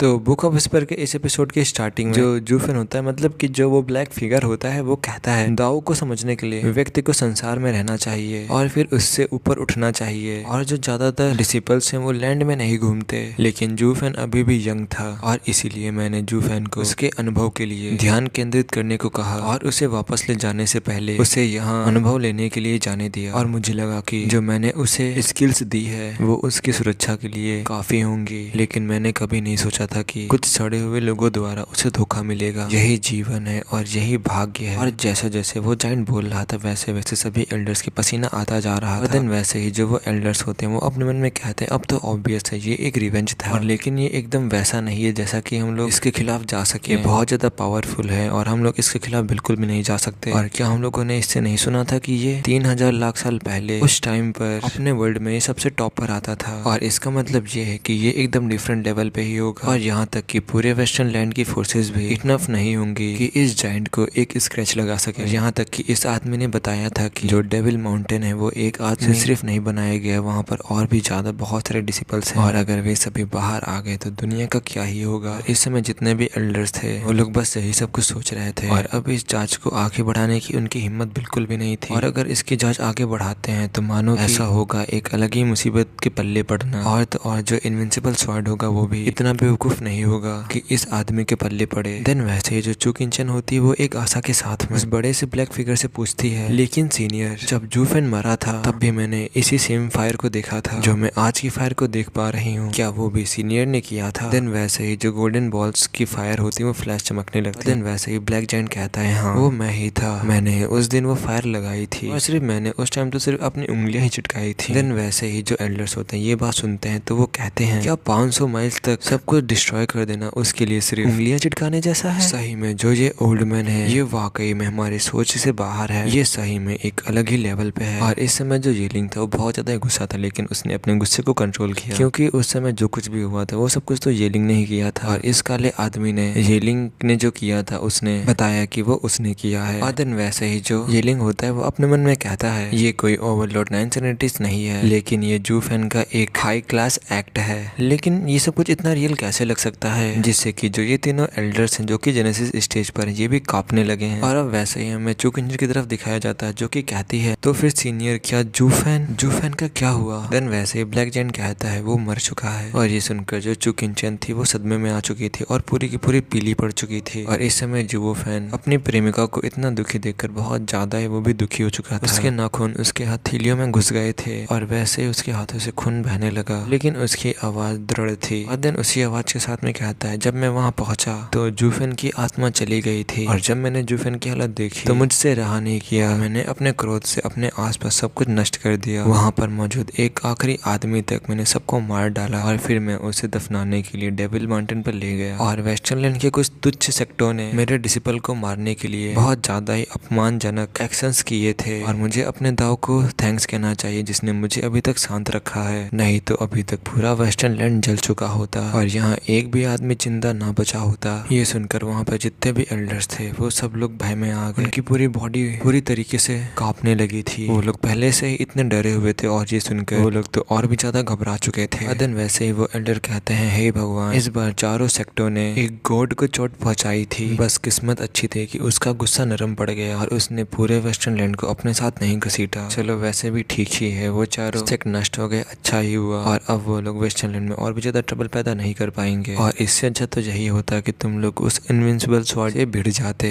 लेकिन तुम्हें इस फ्रीक से नहीं भिड़ना चाहिए था। और अगर हम लोग इस फ्रीक के पल्ले पड़ गए तो इसका मतलब हम लोग मरे ही रखे हैं। देन हमें दोबारा से चुंगिचन की तरफ दिखाया जाता है। इस समय जो चुंगिचन वो उस आदमी के सारे शब्द ना समझ पाने के कारण चुंगिचन वैसे ही गिर जाती है और फिर उसे संभालने के लिए जो सुइरुवा और जो डैनर होती है वो उसके पास जाने लगती है और कहती है, चुंगिचन तुम्हें क्या हुआ? और इस समय जो जू फैन था वो भी चुंगिचन को संभालने के लिए जाना चाहता था, अपनी वाइफ को पकड़ना चाहता था, लेकिन उसने अपने आप को संभाला, अपना हाथ नीचे किया और अपना सर हिलाया। इस समय जू फैन का दिल खून से लथपथ था, लेकिन उसे कोई और दूसरा उपाय नहीं मिल सका, खासकर तब जब उसका दुश्मन बहुत ताकतवर था और ये एकदम आत्महत्या के बराबर था। उसे भी पता नहीं था कि वो यहाँ अब कब वापस आएगा, लेकिन वो उसे इसमें बिल्कुल भी घसीटना नहीं चाहता था। और अब जू फैन ने अपने मैरिज को समाप्त करने का डिसीजन लिया, जो कि उसने अभी अभी कुछ समय पहले ही बनाया था। और इस समय चुंगिचन के हाथों में जो थंडर रिंग थी वो गायब हो गई और जू फैन के फेस के सामने अपीयर हुए। और देन दोबारा से जो जायंट होता है वो सबसे कहता है, तुम सभी लोग ध्यान से सुनो, चुंगिचन मेरे डिसिपल की पत्नी है और अब डेविल माउंटेन का भी एक हिस्सा है। और उसे बताना कि जब वह जाएगी तब डेविल माउंटेन के सभी लोग उसकी अंगूठी को पहचान लेंगे। और यहाँ कोई भी मुसीबत का सामना करते हुए शांत रहना, क्योंकि यह नई आशा के साथ चमकेगी। देन वैसे ही जो वो जायंट था वो वैनिश हो जाता है और दोबारा से हमें एल्डर्स की तरफ दिखाया जाता है। और अपने चारों ओर बची हुई आग को देखकर जो एल्डर्स वगैरह थे वो सभी लोग उड़ पड़े, देन दोबारा से हाफते हुए गिर गए। और देन वैसे ही एक एल्डर कहता है, एल्डर डू, ये तो बहुत ज्यादा ही डरावना था। देन वैसे ही दूसरा एल्डर कहता है, क्या तुम ऐसा सोचते हो? मैं तो ये कहता हूँ, इस समय मैं इतना ज्यादा डरा हुआ था कि अगर मेरे सामने इनविंसिबल स्वॉर्ड भी आता तब भी मैं उतना ना डरता।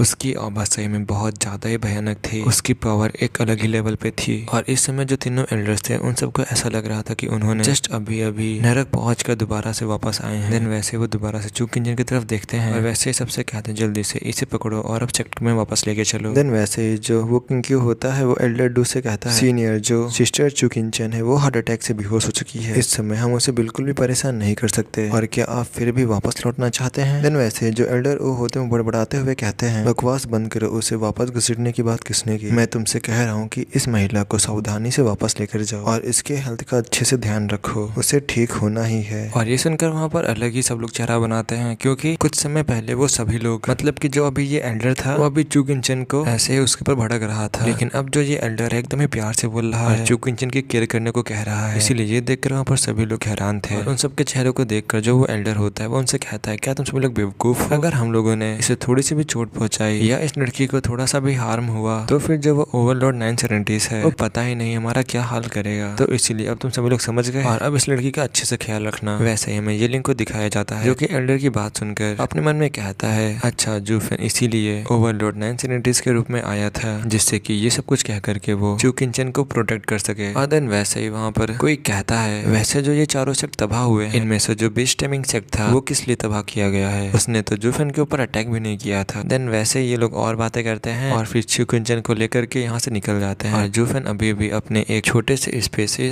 ये सब कुछ देख रहा था। और ये जू फैन का एक आखिरी गुड बाय था चुंगिचन के लिए। और सभी लोग तो चले गए थे, लेकिन जो ये लिंक था वो अभी भी यहीं पर रुका था। और वैसे ही वो कहता है, एल्डर ब्रदर, ये एक सही में बहुत अच्छा ही हाई क्लास एक्ट था, तुमने तो हमें डर से एकदम गंदा ही कर दिया था। मुझे तो ऐसा भी लगने लगा था कि जो 9 सेरेनिटीज ओवरलॉर्ड है वो सचमुच यहीं पर है, वो सही में जिंदा है। देन ये सुनकर जो जू फैन होता है वैसे वो पीछे देखता है और पाता है कि जो येलिंग है वो वापस आ रहा है। देन वैसे ही जू फैन पूछता है येलिंग से कि तुम यहाँ पे क्या कर रहे हो? देन वैसे ही जो येलिंग होता है जू फैन के पास पहुंच जाता है और उसको ग्रीट करते हुए कहता है, अभी भी एक चीज है जो मुझे अभी तक समझ में नहीं आई है, मैं उस समय बूढ़े लोगों के साथ चला गया था, लेकिन मैं बड़े भाई की बुद्धि के लिए वापस आया हूँ। देन वैसे ही जो जू फैन होता है वो वहाँ से जाते हुए कहता है, ऐसा बिल्कुल भी महसूस नहीं होता। वैसे ही येलिंग कहता है, तुम कितने ज्यादा कोल्ड हो, क्या तुम वेस्टर्न लैंड को छोड़ने से पहले एक बार भाभी को देख नहीं सकते? क्या तुम एक आखिरी बार उनसे मिलना नहीं चाहते? देन वैसे ही जो जू फैन होता है वो रुक जाता है और कहता है, तो फिर उससे क्या होगा। देन दोबारा से जो येलिंग होता है वो जूफेन से कहता है आखिरकार तुम एक डीमन एम्परर कैसे बन गए, और यहाँ तक कि तुम उन तीनों जेनेसिस स्टेज एक्सपर्ट को भी मौत के डर से कैसे कपा दिया। देन वैसे ही जूफेन कहता है आराम से, झूठ के सागर में सच्चाई का एक दाना,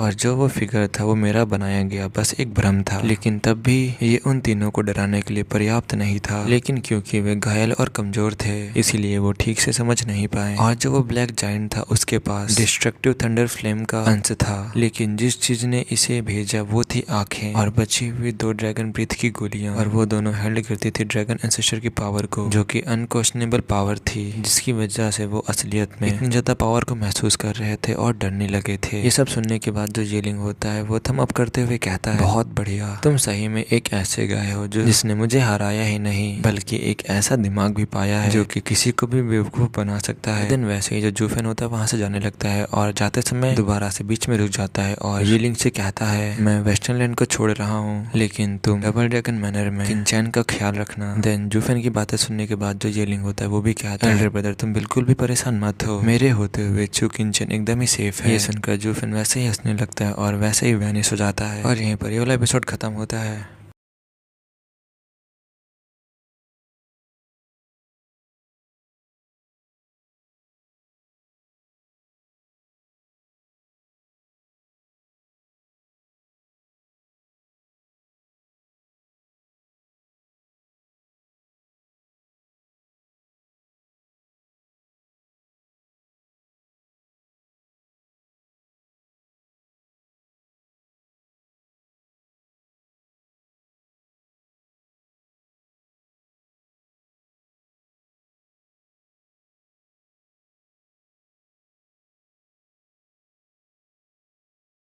तो बुक ऑफ एस्पर के इस एपिसोड के स्टार्टिंग में जितने भी एल्डर्स वगैरह और डिसिपल्स वगैरह होते हैं वो सभी लोग डबल ड्रैगन मैनर पहुंच चुके होते हैं, और फिर जो तीनों एल्डर्स होते हैं वो लोग एक्सल्ट्स को बताते हैं कि जब वो लोग सर्च के लिए गए थे तो कैसे उनका सामना एक बहुत बड़े जाइंट से हुआ था जो कि 300 मीटर लंबा था, और सिर्फ उसकी आंखें 10 मीटर की थी, और वो पूरा ब्लैक कलर की एनर्जी से ढका हुआ था, और उसकी पावर इतनी ज्यादा थी कि हम एल्डर्स भी उसके सामने कुछ नहीं कर सकते थे, और डिसिपल्स की तो बात ही अलग है। और अभी तक जो भी कुछ हुआ था वो सब कुछ इसी ब्लैक जाइंट ने किया था, इसने ही इन सभी सेक्ट को नष्ट किया था, और उसने सिर्फ ये सब कुछ जूफेन का रिवेंज लेने के लिए किया था, और उसकी पावर इतनी ज्यादा है पूरा वेस्टर्न लैंड भी उसका सामना नहीं कर सकता, और जो इनविंसिबल स्वॉर्ड है वो भी उसके सामने कुछ भी नहीं है, उसकी पावर अलग ही लेवल पे है, शायद जेनेसिस स्टेज के भी ऊपर। उसने जो फायर की बॉल निकाली थी उसकी पावर तो बहुत ज्यादा ही खौफनाक थी, और जो यूनिवर्सल लाइट सेक्ट था वो तो हमारे सामने ही बस कुछ मिनट में ही पूरा आग से जलने लगा था, हमारे आंखों के सामने ही वहाँ पर सारे डिसिपल्स और सारे एक्सपर्ट मारे गए। उसकी पावर हम लोगों ने अपनी आंखों से देखा है, अगर हम लोग उसे नहीं देखते तो हम लोग भी उस पर विश्वास नहीं कर पाते। तो जब ये सारी बातें एग्जैक्ट लोग सुनते हैं तो वो लोग कहते हैं ऐसा कैसे हो सकता है, आखिरकार तुम लोग कह क्या रहे हो, एक आदमी इतना बड़ा कैसे हो सकता है 300 मीटर का? तुम लोग ये कह रहे हो कि उसकी सिर्फ आंखें ही 10 मीटर की थी, आखिरकार अब तुम लोग ही बताओ कि ऐसा कौन सा आदमी है जिसकी 10 मीटर की आंखें होती हैं। दोबारा से वो सभी एल्डर्स लोग बताते हैं एग्जैक्ट उस ब्लैक जायंट ने हमें बताया था कि वो 300 लाख सालों से जिंदा है, और वो डेविल माउंटेन पे रहता है, उसका सेक्ट हजारों सालों से सेक्युलिज्म में है, और इसके अलावा डेविल माउंटेन में सिर्फ वही नहीं रहता है, वहाँ पर और भी ज्यादा एक्सपर्ट्स और डिसिपल्स भी रहते हैं, अगर वो लोग बाहर आ गए तो पता नहीं वेस्टर्न लैंड का क्या ही होगा। ये सुनने के बाद जो एक्सल्ट्स वगैरह होते हैं वो कहते हैं आखिरकार ऐसा कौन सा ही डेविल माउंटेन और जो सेक्युलिज्म सेक्ट है जिसके बारे में हम लोगों ने अभी तक सुना ही नहीं, जिसकी पावर इतनी ज्यादा है, और इतनी ज्यादा पावर होने के बाद भी हम लोगों ने नहीं सुना उसके बारे में।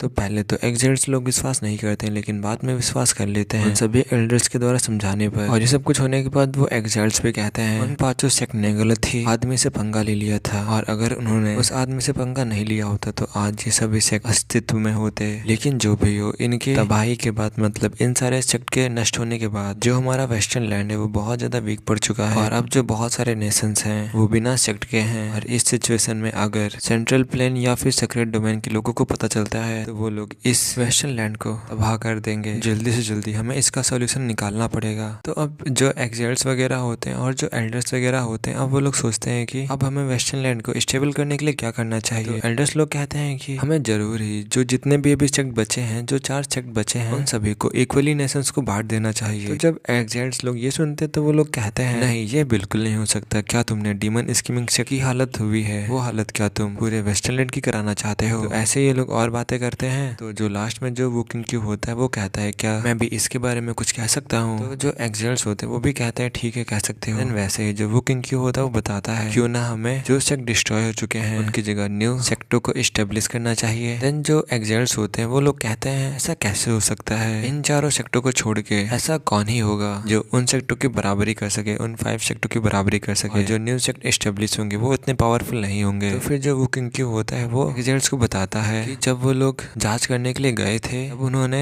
लुवो क्लैन को देखा था। जो लुवो क्लैन है वो बहुत ज्यादा तेजी से इम्प्रूव कर रहा है और ऊपर से लुवो क्लैन में डीमन स्कीमिंग सेक्ट के कुछ एल्डर्स भी हैं और उनकी ग्रोथ को देखते हुए मालूम चलता है कि वो लोग आगे बहुत ज्यादा तरक्की करेंगे। उनकी पावर भी कुछ कम नहीं है, उनकी पावर भी लोअर 3 सेक्ट के पावर के बराबर ही है। और हाँ, जो एक्सेल्स थे उन्होंने आगे की जांच करने के लिए मना कर दिया था क्योंकि जो वो जायंट था वो बहुत ज्यादा ही पावरफुल था और इसीलिए वो लोग उनसे पंगा नहीं लेना चाहते थे डेविल माउंटेन के एक्सपर्टों से। और जब वो किंग क्यू ने उन्हें बताया था कि जो लुवो क्लैन की जो ग्रोथ है वो इतनी तेजी से हो रही है, तो एक्सेल्स और लोगों से भी पूछते हैं क्या वो किंग क्यू सही कह रहा है। वहाँ पर और भी ज्यादा कितने भी लोग होते हैं वो लोग भी अपना अपना सर हिलाते हैं और वो लोग भी कहते हैं हाँ वो किंग क्यू एकदम सही कह रहा है। तो एक्सेल्स लोग भी मान जाते हैं और अब जो शायद लुवो क्लैन है वो भी एक सेक्ट बनने जा रहा है। ये सब कुछ होने के बाद जो वो किंग क्यू और जितने भी लोग होते हैं वो सभी लोग बाहर आ जाते हैं। और ये सब कुछ वो किंग क्यू ने इसलिए कहा था क्योंकि जुफेन की आत्मा को शांति दिलाना चाहता था। और अब वो लोग जा रहे थे चुकिंचन को बताने के लिए इसके बारे में, जिससे कि चुकिंचन को ये सुन करके उसे भी थोड़ी राहत मिल सके क्योंकि इस समय वो बहुत ज्यादा ही उदास थे। इसीलिए वो किंग क्यू ने सब कुछ किया था और इसीलिए जो वो किंग क्यू और बाकी सभी लोग थे अब लोग जा रहे थे चुकिंचन को इसके बारे में बताने के लिए। और अब यहीं पे सीन कट होता है तो अब हमें टियान्यू के ऑलमाइटी बेस्ट माउंटेन रेंज को दिखाया जाता है। और जो ये टियान्यू का ऑलमाइटी बेस्ट माउंटेन है ये बहुत ज्यादा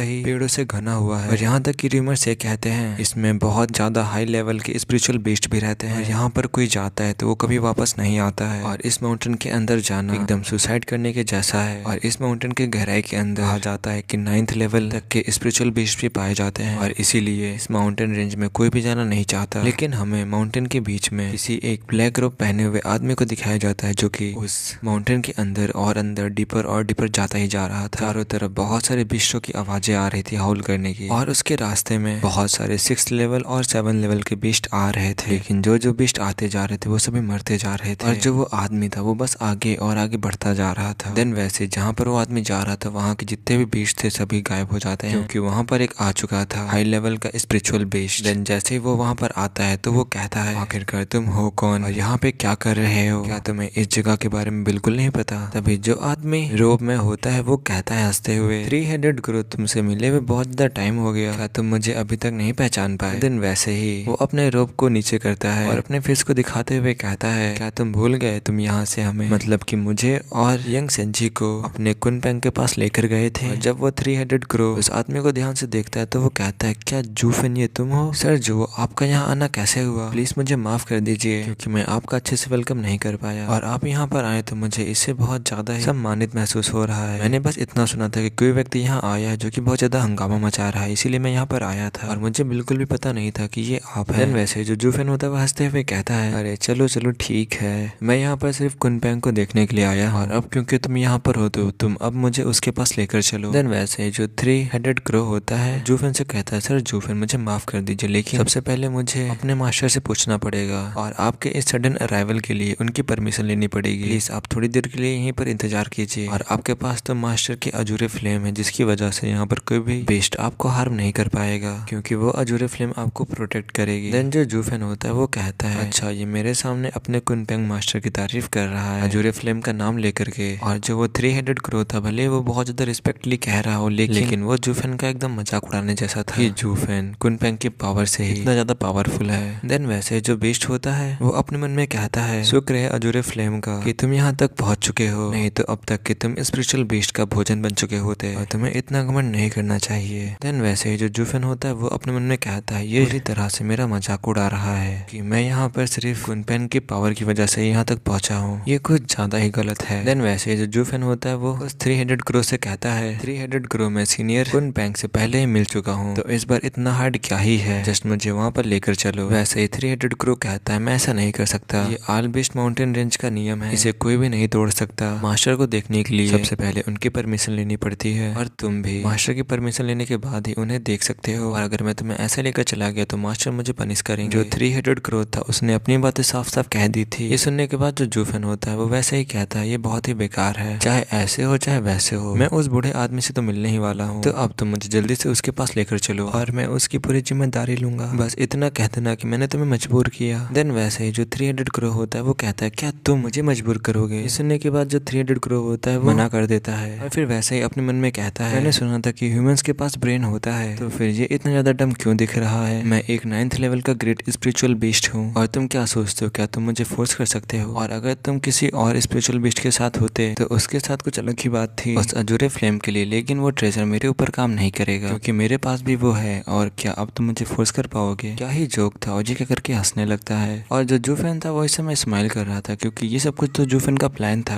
देन वैसे ही जो 300 करोड़ होता है वो किसी चीज से टकराता है और वैसे ही जमीन पर गिर जाता है और जो उसकी अजूरे फ्लेम थी जो कि उस क्रो हेडेड के सिर पर थी, वो अजूरे फ्लेम बुझने से पहले जीवित रहने के लिए फ्लिकर कर रही थी। और वैसे ही जो वो क्रो था ये सब कुछ देखकर बहुत ज्यादा ही शॉक में आ गया। वैसे ही वो 300 करोड़ कहता है आखिरकार कैसे जो जेंटल क्योस फ्लेम है जो कि बिलोंग करती है सेक्रेट बीस्ट के लॉर्ड से, वो क्या ऐसे ही डिस्ट्रॉय हो गई। लेकिन कैसे। इस समय उस क्रो को बिल्कुल भी विश्वास नहीं हो पा रहा था। लेकिन जब वो जूफेन की तरफ देखता है तो वो पाता है कि जो उसकी आंखें हैं वो पूरी ब्लैकनेस से भरी हुई हैं, जिसे देखकर उसका दिल बैठ गया। इस समय उसे ऐसा लग रहा था कि मानो कि वो मर जाएगा। और देन वैसे ही वो अपने मन में कहता है क्या किसी के पास इतनी पावर हो सकती है कि वो सेक्रेट बीस्ट को भी मार सके। देन वैसे जो जूफेन होता है वो उसको फोर्स कर लेता है। देन जो वो 300 करोड़ होता है वो भी मान जाता है जाने के लिए, तो वो भी अब जूफेन को कुनपेंग के पास लेके जाने लगता है। देन वैसे वो एक जगह पर लैंड करता है। जैसे ही लैंड करता है वैसे ही हमें गुस एंटोन को दिखाया जाता है जो कि कहता है डैड फाइनली आप वापस आ गए मुझसे मिलने के लिए। देन जूफेन भी उससे गले लगते हुए कहता है यंग सन जी, ये तुम्हारा बूढ़ा सिर्फ तुम्हें देखने के लिए नहीं आया है, तुम्हारे साथ अब यहीं पर रहने के लिए आया है हमेशा के लिए। और जब यंग सन जी सुनता है तो वो कहता है क्या सही में डैड, सही में ये तो बहुत ज्यादा अच्छा है, आप अब मेरे साथ रहेंगे, तो बहुत ज्यादा ही औसम है डैड। देन वैसे एक हंसी के साथ कुनपेंग भी वहां से बाहर आ जाता है और देन वैसे ही हंसते हुए कहता है बदमाश, क्या तुम मुझे देखने के लिए इतने ज्यादा फ्री हो,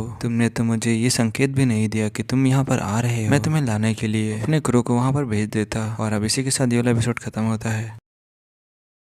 तो बुक ऑफ एस्पर को स्टार्ट करने से पहले मरीन मोए मैथी को थैंक्स फॉर सेंडिंग 50 रुपीज और डार्क लॉर्ड को भी 40 रुपीज की सुपर चैट करने के लिए थैंक्स। तो यार सुपर चैट वगैरह मत किया करो, करना हो तो फोन पे कर दिया करो। तो जो भी हो छोड़ो, अब वीडियो को स्टार्ट करते हैं। तो बुक ऑफ एस्पर के इस एपिसोड की स्टार्टिंग में जो कुनपेंग होता है वो जूफेन के पास आ जाता है और आने के बाद हंसते हुए कहता है तुम बिना बताए यहाँ पर आ गए, अगर तुमने मुझे बताया होता तो मैं अपने क्रू को तुम्हें लेने के लिए सेंड कर देता। देन उसकी बातें सुनने के बाद जूफेन भी कहता है नहीं नहीं थैंक्स, तुमने इतना कहा यही बहुत है। इस समय कुनपेंग भले ही पोलाइट लग रहा था लेकिन जूफेन ने कुनपेंग की आंखों में अपने ग्रजेस को देख पा रहा था और वैसे ही अपने मन में कहता आखिरकार ये कैसा ही किंग है जिसके यहाँ पर लोग अपनी मर्जी से आते जाते रहते हैं। वैसे ही जो जूफेन होता है वो गुस एंटोन को अपनी बाहों में लेकर के 300 करोड़ के पीठ से नीचे आ जाता है और उससे कहता है मुझे एक पालतू जानवर की तरह यहाँ पर छोड़ने के लिए तुम्हारा धन्यवाद, और अब तुम यहाँ से जा सकते हो। और ये सुनकर कुनपेंग की भी मुस्कान गायब हो गई और उसका चेहरा कांप उठा और उसकी ठंडी आंखें गुस्से से सीधा कौवे की तरफ देख रही थी। और जो 300 करोड़ था वो कुनपेंग का सब ऑर्डिनेट था, जिसे कि कुनपेंग का दाहिना हाथ भी कह सकते हो। और कुनपेंग ने उसे भी अपनी अजूरे फ्लेम दी थी और अब हालात ऐसे लग रहे थे कि मानो उसका भरोसेमंद सहयोगी उसके खिलाफ चला गया और कुनपेंग के परमिशन के बिना एक बाहरी व्यक्ति को यहाँ पर लेकर आया। सबसे बड़ी बात यह थी कि उसने किसी दूसरे के आदेश को मान लिया था कुनपेंग को छोड़ के, और अगर ये विश्वासघात नहीं है तो क्या है। और जूफेन ने ये सब कुछ किया था उसकी अथॉरिटी और मतलब अथॉरिटी को कम करने के लिए और के बीच में दुश्मनी को बढ़ाने के लिए और उस 300 करोड़ को अपनी तरफ करने के लिए और बिस्टो के राजा के रूप में। गुस्सा तो स्वाभाविक बात थी लेकिन अफसोस जो जूफेन था वो उसका मेहमान था जिसने अभी तक चीजों को इतना आगे नहीं बढ़ाया था और संघर्ष की जरूरत पड़े। और इस समय जो 300 करोड़ था वो पूरी तरीके से कांपने लगा था, डर के मारे रोने लगा था। देन वैसे ही अपने मन में कहता है मास्टर ये मैं नहीं था, ये सब कुछ इसने मुझसे कराया है। लेकिन जो कुनपेंग था उसको उस पर बिल्कुल भी यकीन नहीं था, उसका दिमाग तीनों तरफ से निपटने के लिए और अपना भड़ास को निकालने के लिए लगा पड़ा था। देन वैसे ही जो जूफेन होता है वो कुनपेंग से कहता है वैसे सीनियर कुनपेंग, मैं बहुत अचानक से आ गया और अचानक से आप पर इतना दबाव डालने लगा हूँ और मैंने ही 300 करोड़ को आप तक ले जाने के लिए मैंने मजबूर किया था, मुझे माफ कर दीजिए। इस समय जो जूफेन था वो एक गुस्से और एक कड़वाहट से भरे चेहरे को देखकर अंदर ही अंदर मुस्कुरा रहा था। और इस समय कुनपेंग को भी बहुत ज्यादा गुस्सा आ रहा था, वो अंदर ही अंदर बहुत ज्यादा जूफेन को गालियां दे रहा था। और देन वैसे ही कुनपेंग अपने मन में कहता है वो मेरे अंडर में है, मैं उसके साथ जो चाहो मैं वो कर सकता हूँ, और आखिरकार तुम उसकी मदद क्यों करना चाहते हो। और इस समय कुनपेंग को अभी भी जूफेन की जरूरत थी, इसीलिए उसे अपने मुंह पर लगान लगानी पड़ी। और देन वैसे ही वो एक लंबी सी सांस लेता है और वैसे ही अपने गुस्से को शांत करता है और शांत स्वर में कहता है। और जब कुनपेंग कुछ कहने ही वाला था, वैसे ही जो गु सेंटोन होता है इसके आगे निकलते हुए कहता है, इसमें इतना बुरा मानने वाली बात क्या ही है। जो मेरे फादर है वो हमारे जैसे ही तो है, हम में से ही तो एक है। मैं जहाँ भी हूँ वो मेरे पिता का घर है, और वैसे भी जब वो घर आ रहे हैं तो उन्हें बताने की जरूरत थी क्या है। क्यों अंकल, मैंने सही कहा ना। देन वैसे ही हंसते हुए कुनपेंग भी कहता है, हाँ हाँ तुमने एकदम सही कहा। देन वैसे ही 3-हेडेड क्रो से कहता है, जूफेन हम में से ही एक है, तो इसीलिए वो कभी भी हमारे पास आ सकता है, क्या तुम समझ गए। और देन आखिरी में जो कुनपेंग की स्माइल थी वो बदल गई और अपने दांतों को घिसते हुए आखिरी में उस 3-हेडेड क्रो को गुस्से में देखने लगता है। इस समय जो जूफेन था वो सारी बात जान रहा था कि कुनपेंग कितना ज्यादा ही गुस्सा है और उसके मन में क्या चल रहा है, और वैसे अपने मन में कहता है सही में इसे बहुत ज्यादा खराब लगा होगा क्योंकि इसका खुद का आदमी दूसरे की बात सुन रहा है। और इस समय जो 3-हेडेड क्रो था वो भी बस अपना सर हिला रहा था, इस समय पीड़ित महसूस कर रहा था। देन वैसे ही कुनपेंग जब उस कौवे को बहुत देर तक खड़ा हुआ वहाँ देखता है तो वो वैसे ही कहता है, बस वहाँ खड़े होकर बेवकूफ मत बनो, बस एक तरफ खड़े रहो और जूफेन का जाने का इंतजार करो। 3-हेडेड क्रो ये सब कुछ सुनने के बाद कुछ भी नहीं बोलता है, वो बस एक साइड में बैठ जाता है एक अच्छे सब ऑर्डिनेट के जैसे। देन वैसे ही जो गु सेंटोन होता है वो कहता है, अंकल आप क्यों आज इतने ज्यादा गुस्से में दिख रहे हो, आखिरकार आपके साथ हुआ क्या है। देन वैसे ही जो कुनपेंग होता है वो भी अपने हाथ को हिलाते हुए कहता है, अरे अरे कुछ भी नहीं कुछ भी नहीं, बस मेरे दांत में थोड़ा सा दर्द है। और ये सुनकर जूफेन लगभग हंस पड़ा, अपने मन में कहता है, क्या दांतों में दर्द, तुम एक सेक्रेट बेस्ट हो और तुम मुझे ये बताने की कोशिश कर रहे हो कि तुम्हारे दांतों में दर्द है, और क्या तुम मुझे कुछ संकेत देने की कोशिश कर रहे हो कि जिससे कि मैं तुम्हें नाराज कर सकूं। देन वैसे ही जो गु सेंटोन होता है वो अंकल से कहता है, अंकल आखिरकार इसमें ज्यादा क्या ही है। देन वैसे ही बात को इग्नोर करने के बाद कहता है, वैसे अंकल आप 3-हेडेड क्रो को क्यों नहीं भेज देते, जो मेरे फादर जुओ फैन है उन्होंने कहा है कि वो अब हमारे साथ ही रहेंगे, अब ये यहाँ से नहीं जाएंगे। और ये कह करके गु सेंटोन हंसने लगता है। कुनपेंग कहता है, ओह क्या सही में। देन वैसे कुनपेंग चिल्लाते हुए कहता है, क्या यंग संजी सही कह रहा है, तुम भी इसके साथ यहीं पे रुक रहे हो, तुम्हारे अफेयर्स का क्या होगा और माइंड का क्या होगा, तुम क्या उन्हें नहीं सुलझा रहे हो। देन वैसे ही जो जूफेन होता है कुनपेंग के शॉक्ड फेस को देखते हुए कहता है, सीनियर कुनपेंग मेरे आंसर देने से पहले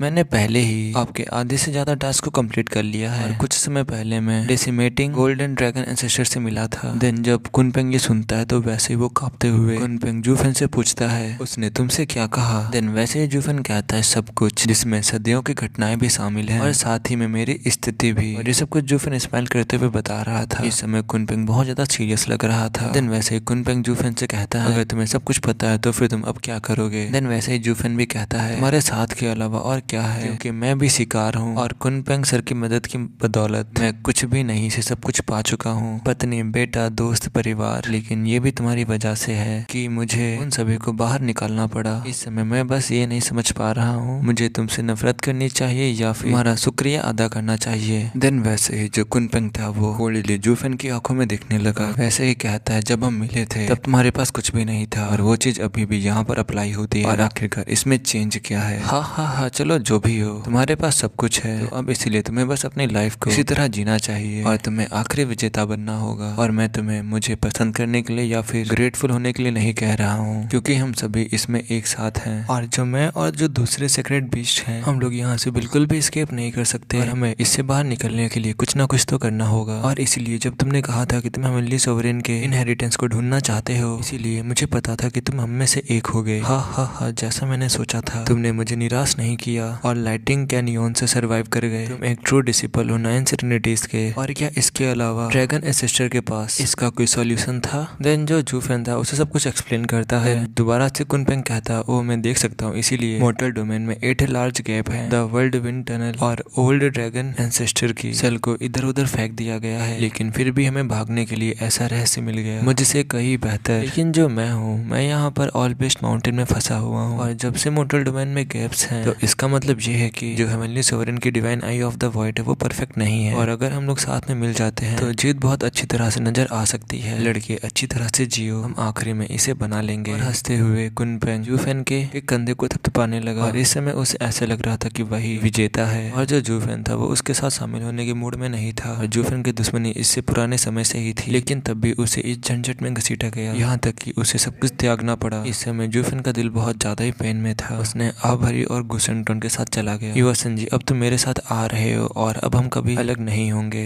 देन वैसे जो कुनपेंग हो तो चिल्लाते हुए कहता, वैसे तुम अभी कहाँ जा रहे हो? वैसे जूफेन भी कहता है मुझे यंग संजी की जरूरत है ड्रैगन एंसेस्टर के टास्क को कंप्लीट करने के लिए, क्योंकि वो भी इस झंझट में है, इसीलिए मुझे उसे दूर ढकेलने की जरूरत नहीं है। वैसे जो कुनपेंग होता है वो भी कहता है तुम अकेले ही सब कुछ कर सकते हो, मैं उसको अपने साथ ले जाने की कोई भी जरूरत नहीं है, और अगर तुम्हें कोई भी जरूरत पड़ती भी है तो तुम मुझसे कह सकते हो। उसका अभी यहाँ रहना और मुझसे सीखना बहुत ज्यादा जरूरी है, शायद बाद में किलिंग की जरूरत पड़ सकती है पांचों सीक्रेट बीस्ट को एकजुट करने के लिए, एक साथ लाने के लिए। देन वैसे ही जो जूफेन होता है वो कहता क्या तुम सिखाओगे? मुझे पता है कि थंडर फिनिक्स कैसे मरा था, और मैं ये नहीं चाहता कि यंग संजी भी उसी तरह मर जाए बिना उसको रियलाइज हुए, और इसका कोई भी रास्ता नहीं है कि मैं अपने बेटे को अकेले छोड़ दूं ऐसे किसी खतरे में। इस समय जो गु सेंगटोन था वो तो एकदम खो ही सा गया था। और दिन वैसे ही जूफेन गु सेंगटोन से कहता है यंग संजी तुम मेरे साथ चलो, अगर तुम्हें मुझ पर भरोसा है मैं सब कुछ तुम्हें बाद में एक्सप्लेन कर दूंगा। देन वैसे ही जो गु सेंगटोन होता है वो भी जूफेन की आंखों में देखता है और देन अपना सर हिलाता है। देन वैसे ही जो कुनपेंग होता है वो जूफेन का मजाक उड़ाते हुए कहता है जूफेन क्या तुम ये सोचते हो कि तुम अपनी मर्जी से यहाँ जा सकते हो? आखिरकार तुम समझते क्या हो अपने आप को कि तुम हो क्या, और क्या तुम्हारे पास कोई बैकग्राउंड है? देन वैसे ही जो जूफेन होता है वो कहता है शायद पहले नहीं, हा हा हा, लेकिन अभी जो चीजें हैं वो बदल चुकी हैं। जूफेन वैसे ही अपना सिर हिलाता है और वैसे ही ह्यूज गोल्डन फ्लेम अपीयर हो जाती हैं। देन वैसे ही जो कुनपेंग होता है वो भी शॉक्ड हो जाता है और कहता है क्या उस ओल्ड ड्रैगन की ड्रैगन ब्रीथ पिल है ये? और जो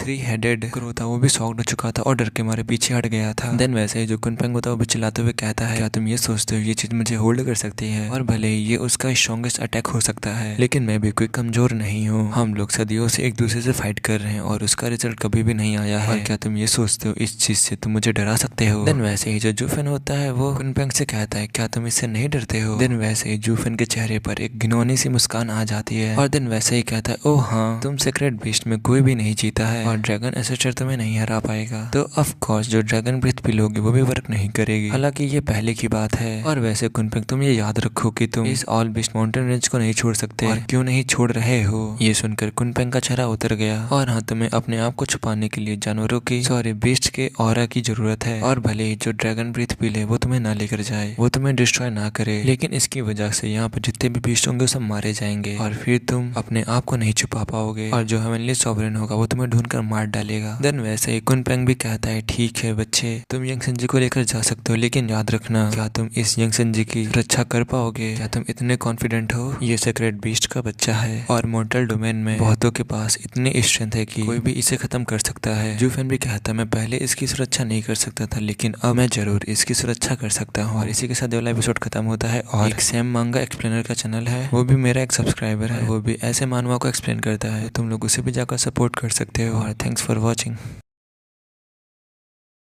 तो बुक ऑफ एस्पर के इस एपिसोड को स्टार्ट करने से पहले तो अनिरुद्ध रविंद्र चौहान को 200 रुपीज सेंड करने के लिए बहुत बहुत थैंक्स। तो सभी लोग ऐसे प्यार बनाए रखो और अब वीडियो को स्टार्ट करते हैं। तो बुक ऑफ एस्पर के इस एपिसोड की स्टार्टिंग जो कुनपेंग होता है वो जूफेन से कहता है चालाक बच्चे, क्या तुम बस यंग संजी को यहाँ से लेकर जाना चाहते हो, लेकिन क्या तुम कॉन्फिडेंट हो कि तुम उसे सेफ रख पाओगे? ये एक सीक्रेट बीस्ट का बच्चा है, लेकिन अभी मैच्योर होना बाकी है, और मोर्टल डोमेन में इतने सारे लोग हैं, उनके पास इतने स्ट्रेंथ है, इस जैसे बच्चे को आराम से खत्म कर सकते हैं। और जब ये बात जूफेन सुनता है तो वो वैसे ही कुनपेंग से कहता है मैं इसे पहले सेफ नहीं रख सकता था, लेकिन अब मैं कर सकता हूँ। जूफेन ने वैसे ही ड्रैगन ब्रीथिंग पिल को रख लिया, और जैसे ही जूफेन ने ड्रैगन ब्रीथिंग पिल को रखा वैसे ही जो जूफेन की लेफ्ट आई थी वो ब्लैक थंडर फ्लेम से जलने लगी। और देन वैसे ही जूफेन कहता है मैं इसे अब सेफ रख सकता हूँ क्योंकि मैं इसका फादर हूँ। और वो वैसे ही गु सेंगटोन का हाथ पकड़ता है और वैसे ही वहां से चला जाता है। जूफेन बस उन्हें शौक से देख रहा था और अपने मन में कहता आखिरकार वो था क्या। और देन वैसे ही जो 3 हेडेड क्रो था वो भी भागते हुए कुनपेंग के पास आता है और कहता है मास्टर, उसने मुझे यहाँ पर लाने के लिए मजबूर किया था। देन जो कुनपेंग होता है वो पहले कौवे की तरफ देखता है, देन दोबारा से जाते हुए जूफेन की तरफ देखता है और कहता है मैं देख रहा हूँ तो जो चीजें हैं वो वाकई में बदल चुकी हैं। और अब हमें सेंट्रल एरिया के बारे में बताया जाता है, जो सेंट्रल एरिया का स्ट्रॉन्गेस्ट नेशन है जो कि रूल करता है सब पर, से स्वर्ड स्टार एम्पायर कहते हैं। और जो एंटायर वर्ल्ड था वो फ्रेगमेंट्स में डिवाइड था, और जो सेंट्रल एरिया था वो एकजुट था जो कि बहुत सारे एक्सपर्टों से भरा हुआ था। और जो इथेरियल स्टेज एक्सपर्ट होते हैं वो दूसरी जगह पर सब जगह सारे काम करते हैं, लेकिन यहाँ पर वो लोग एक आम नागरिक की तरह जीते हैं। और यहाँ पर मैक्सिमम जो गार्ड्स और जो पहरा देने वाले दल होते हैं वो मैक्सिमम इथेरियल स्टेज एक्सपर्ट से ही बने होते हैं और ये दूसरे एरिया के लोगों के लिए एक बहुत ही बड़ा झटका था। और वो एक ऐसी लैंड थी जहाँ पर एक नेशन का राज्य था और यहाँ पर एक ही पावर सब चीज को कंट्रोल करती थी, दूसरों की तरह नहीं पीसेस और बाइट्स में पूरे एरिया पर कंट्रोल किया जाए। यहाँ पर सिर्फ एक ही पूरे एरिया को कंट्रोल करता था। और जो इथेरियल स्टेज के नीचे वाले एक्सपर्ट थे वो लोग वेटर जैसे जॉब किया करते थे। और ऐसे ही हमें इस जगह पर और भी चीजें बताई जाती हैं, तो वो मैं नहीं बताने वाला। और यहाँ पर जितने भी बाहरी लोग आते थे सभी लोग अपनी नाक नीचे रखते थे, क्योंकि यहाँ पर कदम कदम पर बहुत ज्यादा ही शक्तिशाली लोग थे और कोई भी गलती हुई अगर तो तुम्हें कुचल सकते थे। और उनमें से ही एक फादर और सन की एक अजीब जोड़ी थी और वे दिन में जब चाहे हत्या कर देते और जब चाहे भाग जाते। ये उनका घर नहीं था और उनको कुछ भी करने के लिए सावधान रहना पड़ता था, खासकर तब जब उनकी जान जोखिम में हो। तभी किसी की आवाज आती है, रुको तुम लोग कहाँ से हो। और तभी हमें एक गेट को दिखाया जाता है जिसके ऊपर एक ह्यूज बोर्ड लगा होता है जिसके ऊपर लिखा होता है वर्ल्ड फ्लाइंग क्लाउड सिटी। और जितने भी फ्लाइंग कल्टिवेटर थे वो सभी लोग यहाँ पर लैंड कर रहे थे, मतलब इस गेट के आगे। और शांति में इस सिटी में प्रवेश करने के लिए एक बड़ी सी लाइन बना रहे थे और गेट के दोनों साइड एक एक घोड़े खड़े हुए थे जो अपनी शक्तिशाली शक्ति से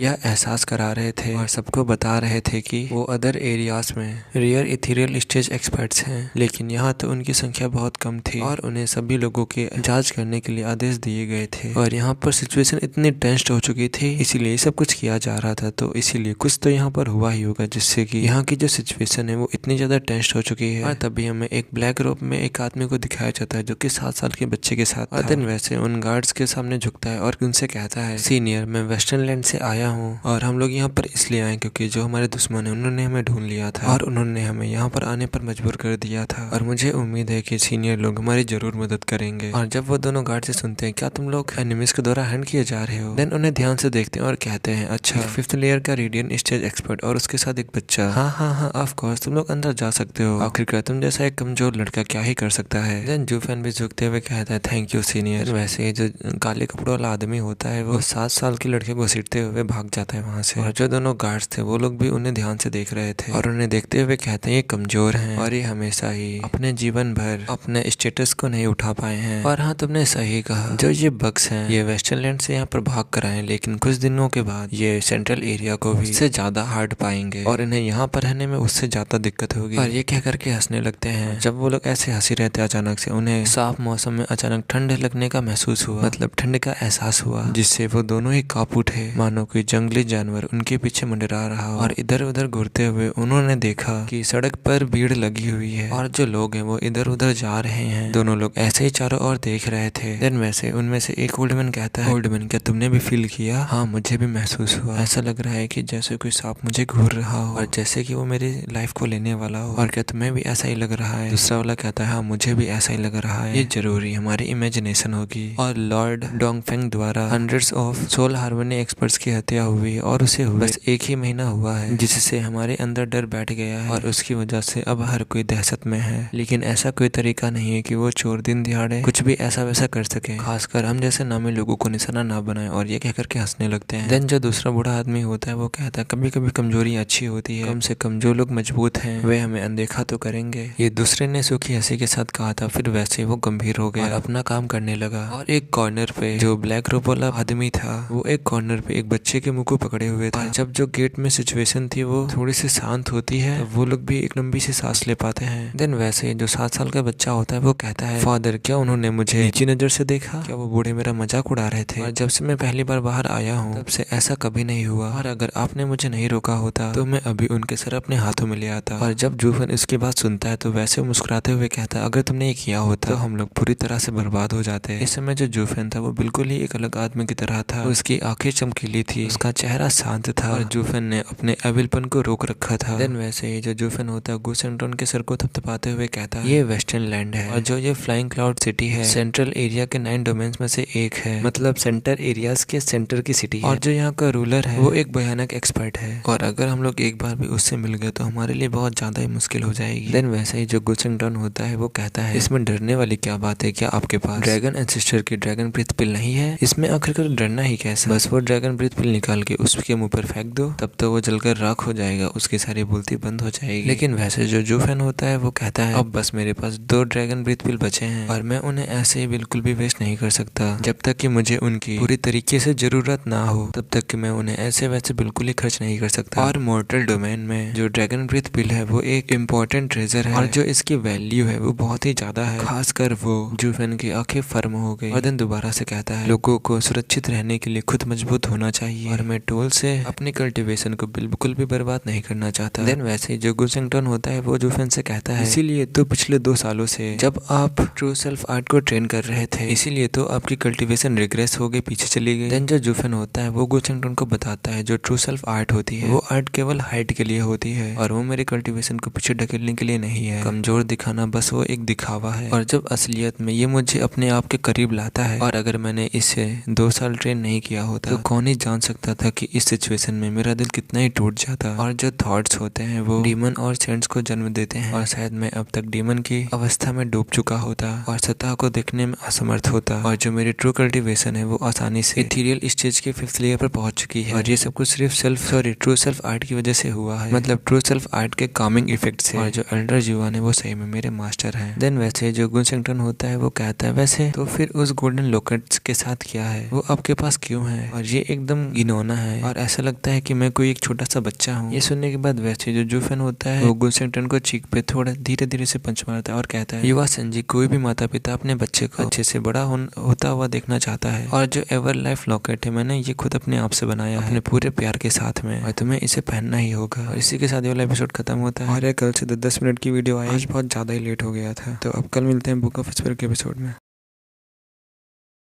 तो वीडियो के स्टार्ट करने से पहले नितेश कुमार को थैंक्स फॉर सेंडिंग 11 रुपीज और जुगनू कुमार भाई को थैंक्स फॉर सेंडिंग 20 रुपीज। तो इस एपिसोड के स्टार्टिंग में जब जूफेन गुसेंगटन से कहता है मैं इस लॉकेट को पहने रहना चाहिए, तब जो गुसेंगटन होता है वो जूफेन से कहता है डैड लेकिन मैं 300 इयर्स ओल्ड हूँ और मैं कोई ऐसा वैसा कोई बच्चा नहीं हूँ। और क्या आप ये सोचते हैं कि मुझे इसके बारे में नहीं पता कि ये करता क्या है? ये मेरी स्ट्रेंथ को हाइड करता है। मैं इस समय 6th लेयर का इथीरियल स्टेज एक्सपर्ट हूँ, लेकिन इसको पहनकर ऐसा लगता है कि मैं बस डिफेंसलेस छोटा सा 7 साल का बच्चा हूँ। और यहाँ तक आते आते सभी लोग मेरे बालों को इतना छू रहे थे और मेरे सर को इतना दबा रहे थे, उलझा रहे थे और अगर आप उन्हें नहीं रोकते तब तो मैं मर ही जाता। लेकिन जो जूफेन होता है वो यंग संजी से कहता है गुसेंगटन अभी तुम चुप ही रहो, क्या तुमने आसपास 7 साल के उम्र में किसी को यहाँ पर इथीरियल स्टेज बनता हुआ देखा? यहाँ पर तुम्हें तुम्हारी एज का कोई भी इथीरियल स्टेज एक्सपर्ट नहीं मिलेगा और यहाँ पर अपने स्ट्रेंथ का इस्तेमाल करना एकदम बेवकूफी से भरा होगा, जिससे कि सेंट्रल एरिया में सभी लोग बस हमारे पीछे पड़ जाएंगे और तब हम लोग कैसे ही काम कर पाएंगे। गुसेंगटन कहता है मुझे पता था डैड ने एक डिमोनिक ट्रेजर बनाया सिर्फ और सिर्फ मेरे ऑरे को हाइड करने के लिए, लेकिन क्या आप इसे छोटा और कम चमकदार नहीं बना सकते थे? इतनी बड़ी चीज को पहनना बहुत ज्यादा ह्यूमिलेटिंग है। देन जो जूफेन होता है वो वैसे ही कहता है हाँ तुम बहुत ज्यादा प्रीसियस हो, इसीलिए जरा तुम अपने चाइल्डिश और क्यूट फेस की तरफ देखो, क्या ये इनोसेंट नहीं लगता है? और तुम्हारे ऊपर इस एवर लाइफ लॉकेट को जोड़कर तुम तो एकदम एंजल की तरह दिख रहे हो और तुम जैसे एंजल को देखकर कोई भी विश्वास नहीं करेगा कि तुम्हारे अंदर विष छुपा हुआ है। तुम सबसे बड़ा हथियार होगे। जरा इसके बारे में सोचो, जब हम किसी ऐसे दुश्मन से मिलेंगे जो लड़ने में बहुत ज्यादा ही कठिन हो, तब हर कोई तुम्हें अनदेखा कर देगा, जिससे तुम्हें अपनी मुट्ठी से तुम्हें उनको तोड़ने का मौका मिलेगा। क्या ये शानदार नहीं है? देन जूफेन की बातें सुनकर गुसेंगटन भी अपना सिर हिलाता है और फिर वैसे ही अपने मन में कहता है ये मेरे पिताजी हैं जो कि पहले से ही स्टेज को तैयार कर रहे हैं, इनकी बात समझ में आती है। और फिर ये सोचने के बाद गुसेंगटन कहता है वैसे डैड हम लोग कब फाइट करेंगे? जूफेन कहता है मैं उम्मीद करता हूँ कि कभी नहीं हो। और फिर ये कहने के बाद पूरी सिटी की तरफ देखने लगता है चारों तरफ और फिर दोबारा से कहता है सेंट्रल एरिया के 9 डोमेन्स में से एक लॉर्ड यहाँ पर रहते हैं जिन्हें कि the former beast of eastern land Seng Guan Fei Yun भी कहते हैं और इस समय हमारे लिए यही अच्छा होगा कि हम उन्हें अवॉइड करें। और देन वैसे जूफेन अपने आसपास देखने लगता है और कहता है ड्रैगन एंसेस्टर के स्केच मैप के अनुसार जो वर्ल्ड विंड टनल है वो यहीं कहीं आसपास होनी चाहिए और क्योंकि सबसे स्ट्रॉन्गेस्ट को सब कुछ मिल जाता है और इसीलिए इस चीज को फ्लाइंग क्लाउड मैनर में होना चाहिए। देन वैसे ही जूफेन अपनी आंखों को बंद कर लेता है और सिचुएशन को एनालाइज करने लगता है और फिर कहता है लेकिन जो फ्लाइंग क्लाउड मैनर है वहाँ पर सेंगवान फी यूंग रहता है और इसका मतलब ये होगा कि वहाँ पर बहुत सारे एक्सपर्ट्स होंगे और उनके नाक के नीचे से कुछ भी करना वो इम्पॉसिबल होगा। और देन वैसे ही जूफेन अपनी आइज को ओपन करता है, देन उसे हेडेक आता हुआ फील होता है। वैसे ही जो गुसेंगटन होता है वो भी कहता है तो फिर फादर हमें क्या करना चाहिए? और क्योंकि डैड ने कहा है कि यहाँ पर टन्स ऑफ एक्सपर्ट्स हैं तो फिर हम दोनों लोग ही उन्हें नहीं रोक पाएंगे और यहाँ पर ड्रैगन ब्रीथिंग पिल का यूज करना एकदम ही वेस्ट होगा। और देन जो जूफेन होता है वो भी कहता है मैं ड्रैगन ब्रीथिंग पिल यहाँ पर बिल्कुल भी वेस्ट नहीं करना चाहता हूँ और वो बस मैं सबसे लास्ट में एकदम जरूरत पड़ने पर ही यूज करूंगा। देन वैसे ही जो जूफेन की आंखें होती है वो साइन करने लगती है और यंग संजी से कहता है यंग संजी तुमने देखा ही है कि गेट में कितनी ज्यादा सिक्योरिटी थी और वे बूढ़े लोग कितने ज्यादा ज्यादा ही सतर्क थे और हम लोग महीनों से सेंट्रल एरिया में हैं और बहुत सारे शहर देखे हैं, लेकिन केवल सिर्फ इसी गेट के गार्ड सतर्क हैं। ये सुनने के बाद गो शिंगटन भी अपना सर हिलाते हुए कहता है शायद ये ऐसा इसलिए क्योंकि ये 9 डोमेन सेंट्रल सिटी में से एक सिटी है, शायद इसलिए यहाँ पर इतनी ज्यादा टाइट सिक्योरिटी है। जूफेन कहता है नहीं नहीं, इसके अलावा यहाँ और कोई भी चीज है जिसकी वजह से इतनी ज्यादा सिक्योरिटी है। एक करके जूफेन अपने सर को हिलाता है और हल्की सी स्माइल करता है और फिर दोबारा से कहता है जो सेंट्रल एरिया है वो ओवर बेयरिंग रहा है और यहाँ तक कि दूसरे एरियाज के स्पाइस से भी अनअफ्रेड डिक्लेयर कर रहा है, क्योंकि ये इतने मजबूत हैं कि चाहे कुछ भी लीक क्यों ना हो जाए वे अभी भी और किसी को भी कुचल सकते हैं। इसी रीजन की वजह से जो सेंट्रल एरिया है रिलैक्स और कैजुअल है और इसीलिए वो लोग बिल्कुल भी परेशानी नहीं लेते हैं और एकदम ही शांत रहते हैं। फिर भी जो ये फ्लाइंग क्लाउड सिटी है वो अभी अलग दिख रही है और इसी चीज से पता चलता है कि हाल ही में कुछ ऐसा हुआ है कि जिससे सेंगवान फी युंग भी सतर्क हो गया है और इसका मतलब ये है कि इतनी कड़ी सिक्योरिटी के बावजूद भी और यहाँ तक कि इस मैनर में भी इसकी जांच करने का कोई भी मौका नहीं है और ये गो शिंगटन ने बोला था। देन हंसते हुए जूफेन कहता है जो भाग्य होता है वो साहसी लोगों का साथ देता है। सेंगवान का टेंस होने का मतलब है कि वो एकदम खतरे में है। मुझे नहीं पता कि ये खतरा कहाँ से आता है, लेकिन संघर्ष चल रहा है, कुछ तो चल रहा है जिससे हमें बचकर निकलना चाहिए। देन ये सुनने के बाद जो गो शिंगटन होता है वो हंसते हुए कहता है पिताजी आखिरकार मैंने ये बात पहले क्यों नहीं सोची, सही में फादर आप बहुत ही ज्यादा होशियार हो। और देन दोबारा से हंसते हुए गो शिंगटन कहता है तो फिर पिताजी अब हमें क्या करना चाहिए। देन वैसे जूफेन मुस्कुराते हुए कहता है कोई जगह ढूंढना होगा और अभी बदलाव को देखना होगा और हम शायद कुछ समय के लिए यहीं पर रुकेंगे और ये कह करके हंसने लगता है। और देन वैसे जो जूफेन होता है वो सबसे भीड़ भाड़ वाले इलाके की तरफ जाने लगता है और उसके पीछे गो शिंगटन भी था जो कि अभी हैरान था। और अब हमें 3 घंटों बाद का सीन दिखाया जाता है। जूफेन और गो शिंगटन दोनों ही एक कोर्ट यार्ड के सामने आ चुके थे। वो लोग कुछ समय के लिए अबेंडेंड लग रहे थे और उनके बगल में एक दाढ़ी वाला आदमी था जो कि रेडियन स्टेज के 6th लेयर पे था। देन वैसे वो आदमी कहता है आपकी अच्छी नजर है, फ्लाइंग क्लाउड सिटी में बस कुछ ही ऐसे ग्रेट हाउसेस हैं और अगर मुझे स्पिरिट स्टोन्स की अर्जेंट जरूरत नहीं होती तो मैं इसे नहीं छोड़ता। उस आदमी ने अपने आसपास किसी को ना देखकर अपनी बात रख दी। वैसे ही गो शिंगटन ने भी अपनी आंखें घुमाई और जब गो शिंगटन ने पहली बार बूढ़े आदमी को बाजार में देखा था तो उन्हें ऐसा लग रहा था कि वो उन्हें बस एक तरफ खींच रहा हो। उसने सोचा कि ये कोई एक विशेष व्यक्ति है जो उन्हें मकान बेचने की कोशिश कर रहा है। देन वैसे ही जो जूफेन होता है वो अपने मन में सोचते हुए कहता है ऐसा लगता है कि जो सेंट्रल एरिया है वो सही में बहुत सारे एक्सपर्टों से भरा हुआ है और इसीलिए तो जो रेडियन स्टेज के एक्सपर्ट हैं वो बस रियल स्टेज एजेंट की तरह काम करते हैं, लेकिन जो प्रोफाउंड हेवन स्टेज के एक्सपर्ट होंगे वो क्या करते होंगे, क्या वो घरों की सफाई करते होंगे या नालियां सफा करते होंगे। देन जो जूफेन होता है उस हाउस को देखते हुए कहता है वैसे इसका प्राइस क्या होगा। देन वैसे ही जो वो एजेंट होता है वो कहता है वैसे 8 मिलियन स्पिरिट स्टोन्स कैसे रहेंगे। जब जूफेन ये सुनता है तो वो वैसे ही कहता है क्या 8 मिलियन स्पिरिट स्टोन्स। देन वैसे ही जूफेन मॉक करते हुए कहता है आप इसे क्यों नहीं लेते और क्या तुम मुझे एक मनी बैग समझते हो। और इसके अलावा वेस्टर्न लैंड में जो इंपीरियल कैपिटल के हाउस होते हैं सिर्फ उनकी कीमत 1 मिलियन होती है और जो घर होते हैं वो सिर्फ रहने की जगह है, बल्कि जो स्पिरिट स्टोन्स है वो किसी कल्टीवेशन के लिए सबसे ज्यादा इम्पोर्टेंट होते हैं और अपने ट्रेनिंग की जगह अपने इतने महंगे हाउस को खरीदना फ्यूचर की बर्बादी है। देन जो वो आदमी होता है वो जूफेन को देखते हुए कहता है तुम्हें क्या लगता है कि ये वेस्टर्न लैंड और सेंट्रल एरिया में जब तक कि तुम एक कोई अमेजिंग टैलेंट ना हो तब तक कि तुम यहाँ पर कुछ भी नहीं हो। और जरा मेरी तरफ देखो, अगर मैं वेस्टर्न लैंड में थोड़ी टाइम के लिए घूमने चला गया तो वहाँ के जो प्रिंस और जो नोबल फैमिलीज होंगे वो मेरे सामने झुकेंगे और यहाँ पर तो सिर्फ मैं एक एजेंट हूँ और तुम्हें इस सेंट्रल एरिया से भाग जाना चाहिए और तुम्हें बेकार लोगों के बीच ना रह करके अच्छे लोगों के बीच में रहना चाहिए और तुम्हें यहाँ रह करके कुछ बनना चाहिए, या फिर यहाँ पर कोई सर जैसे व्यक्ति वाला आदमी ऊपर उठा सकता है जिसके पास बहुत ज्यादा स्ट्रेंथ। और अगर मैं आपको सही सही बताऊं तो मैं यहाँ पर अपने लॉर्ड के साथ आया था, वो एक सोल हार्मनी एक्सपर्ट है और फ्लाइंग क्लाउड मैनर के एक गार्ड भी हैं, वो भी रीजन के बेस्ट में से एक एक्सपर्ट हैं। और जब उस आदमी ने ये बताया वैसे ही जूफेन बोलता है क्योंकि तुम्हारे लॉर्ड की देखभाल फ्लाइंग क्लाउड मैनर के द्वारा की जाती है तो उनकी वैल्यू भी की जानी चाहिए। देन वैसे ही वो आदमी कहता है आखिरी में सब कुछ भाग्य के ऊपर टिका होता है और शुरू में तो हम लोग ठीक से खा पी भी रहे थे, लेकिन अभी हमारे घर में 1 महीने पहले चोरी हो गई। चोर बहुत बड़ा खजाना लेकर भागने वाला था और जो स्वर्ड किंग सेंगवान फी युंग थे उन्होंने उन्हें ढूंढ लिया और सबको मार डाला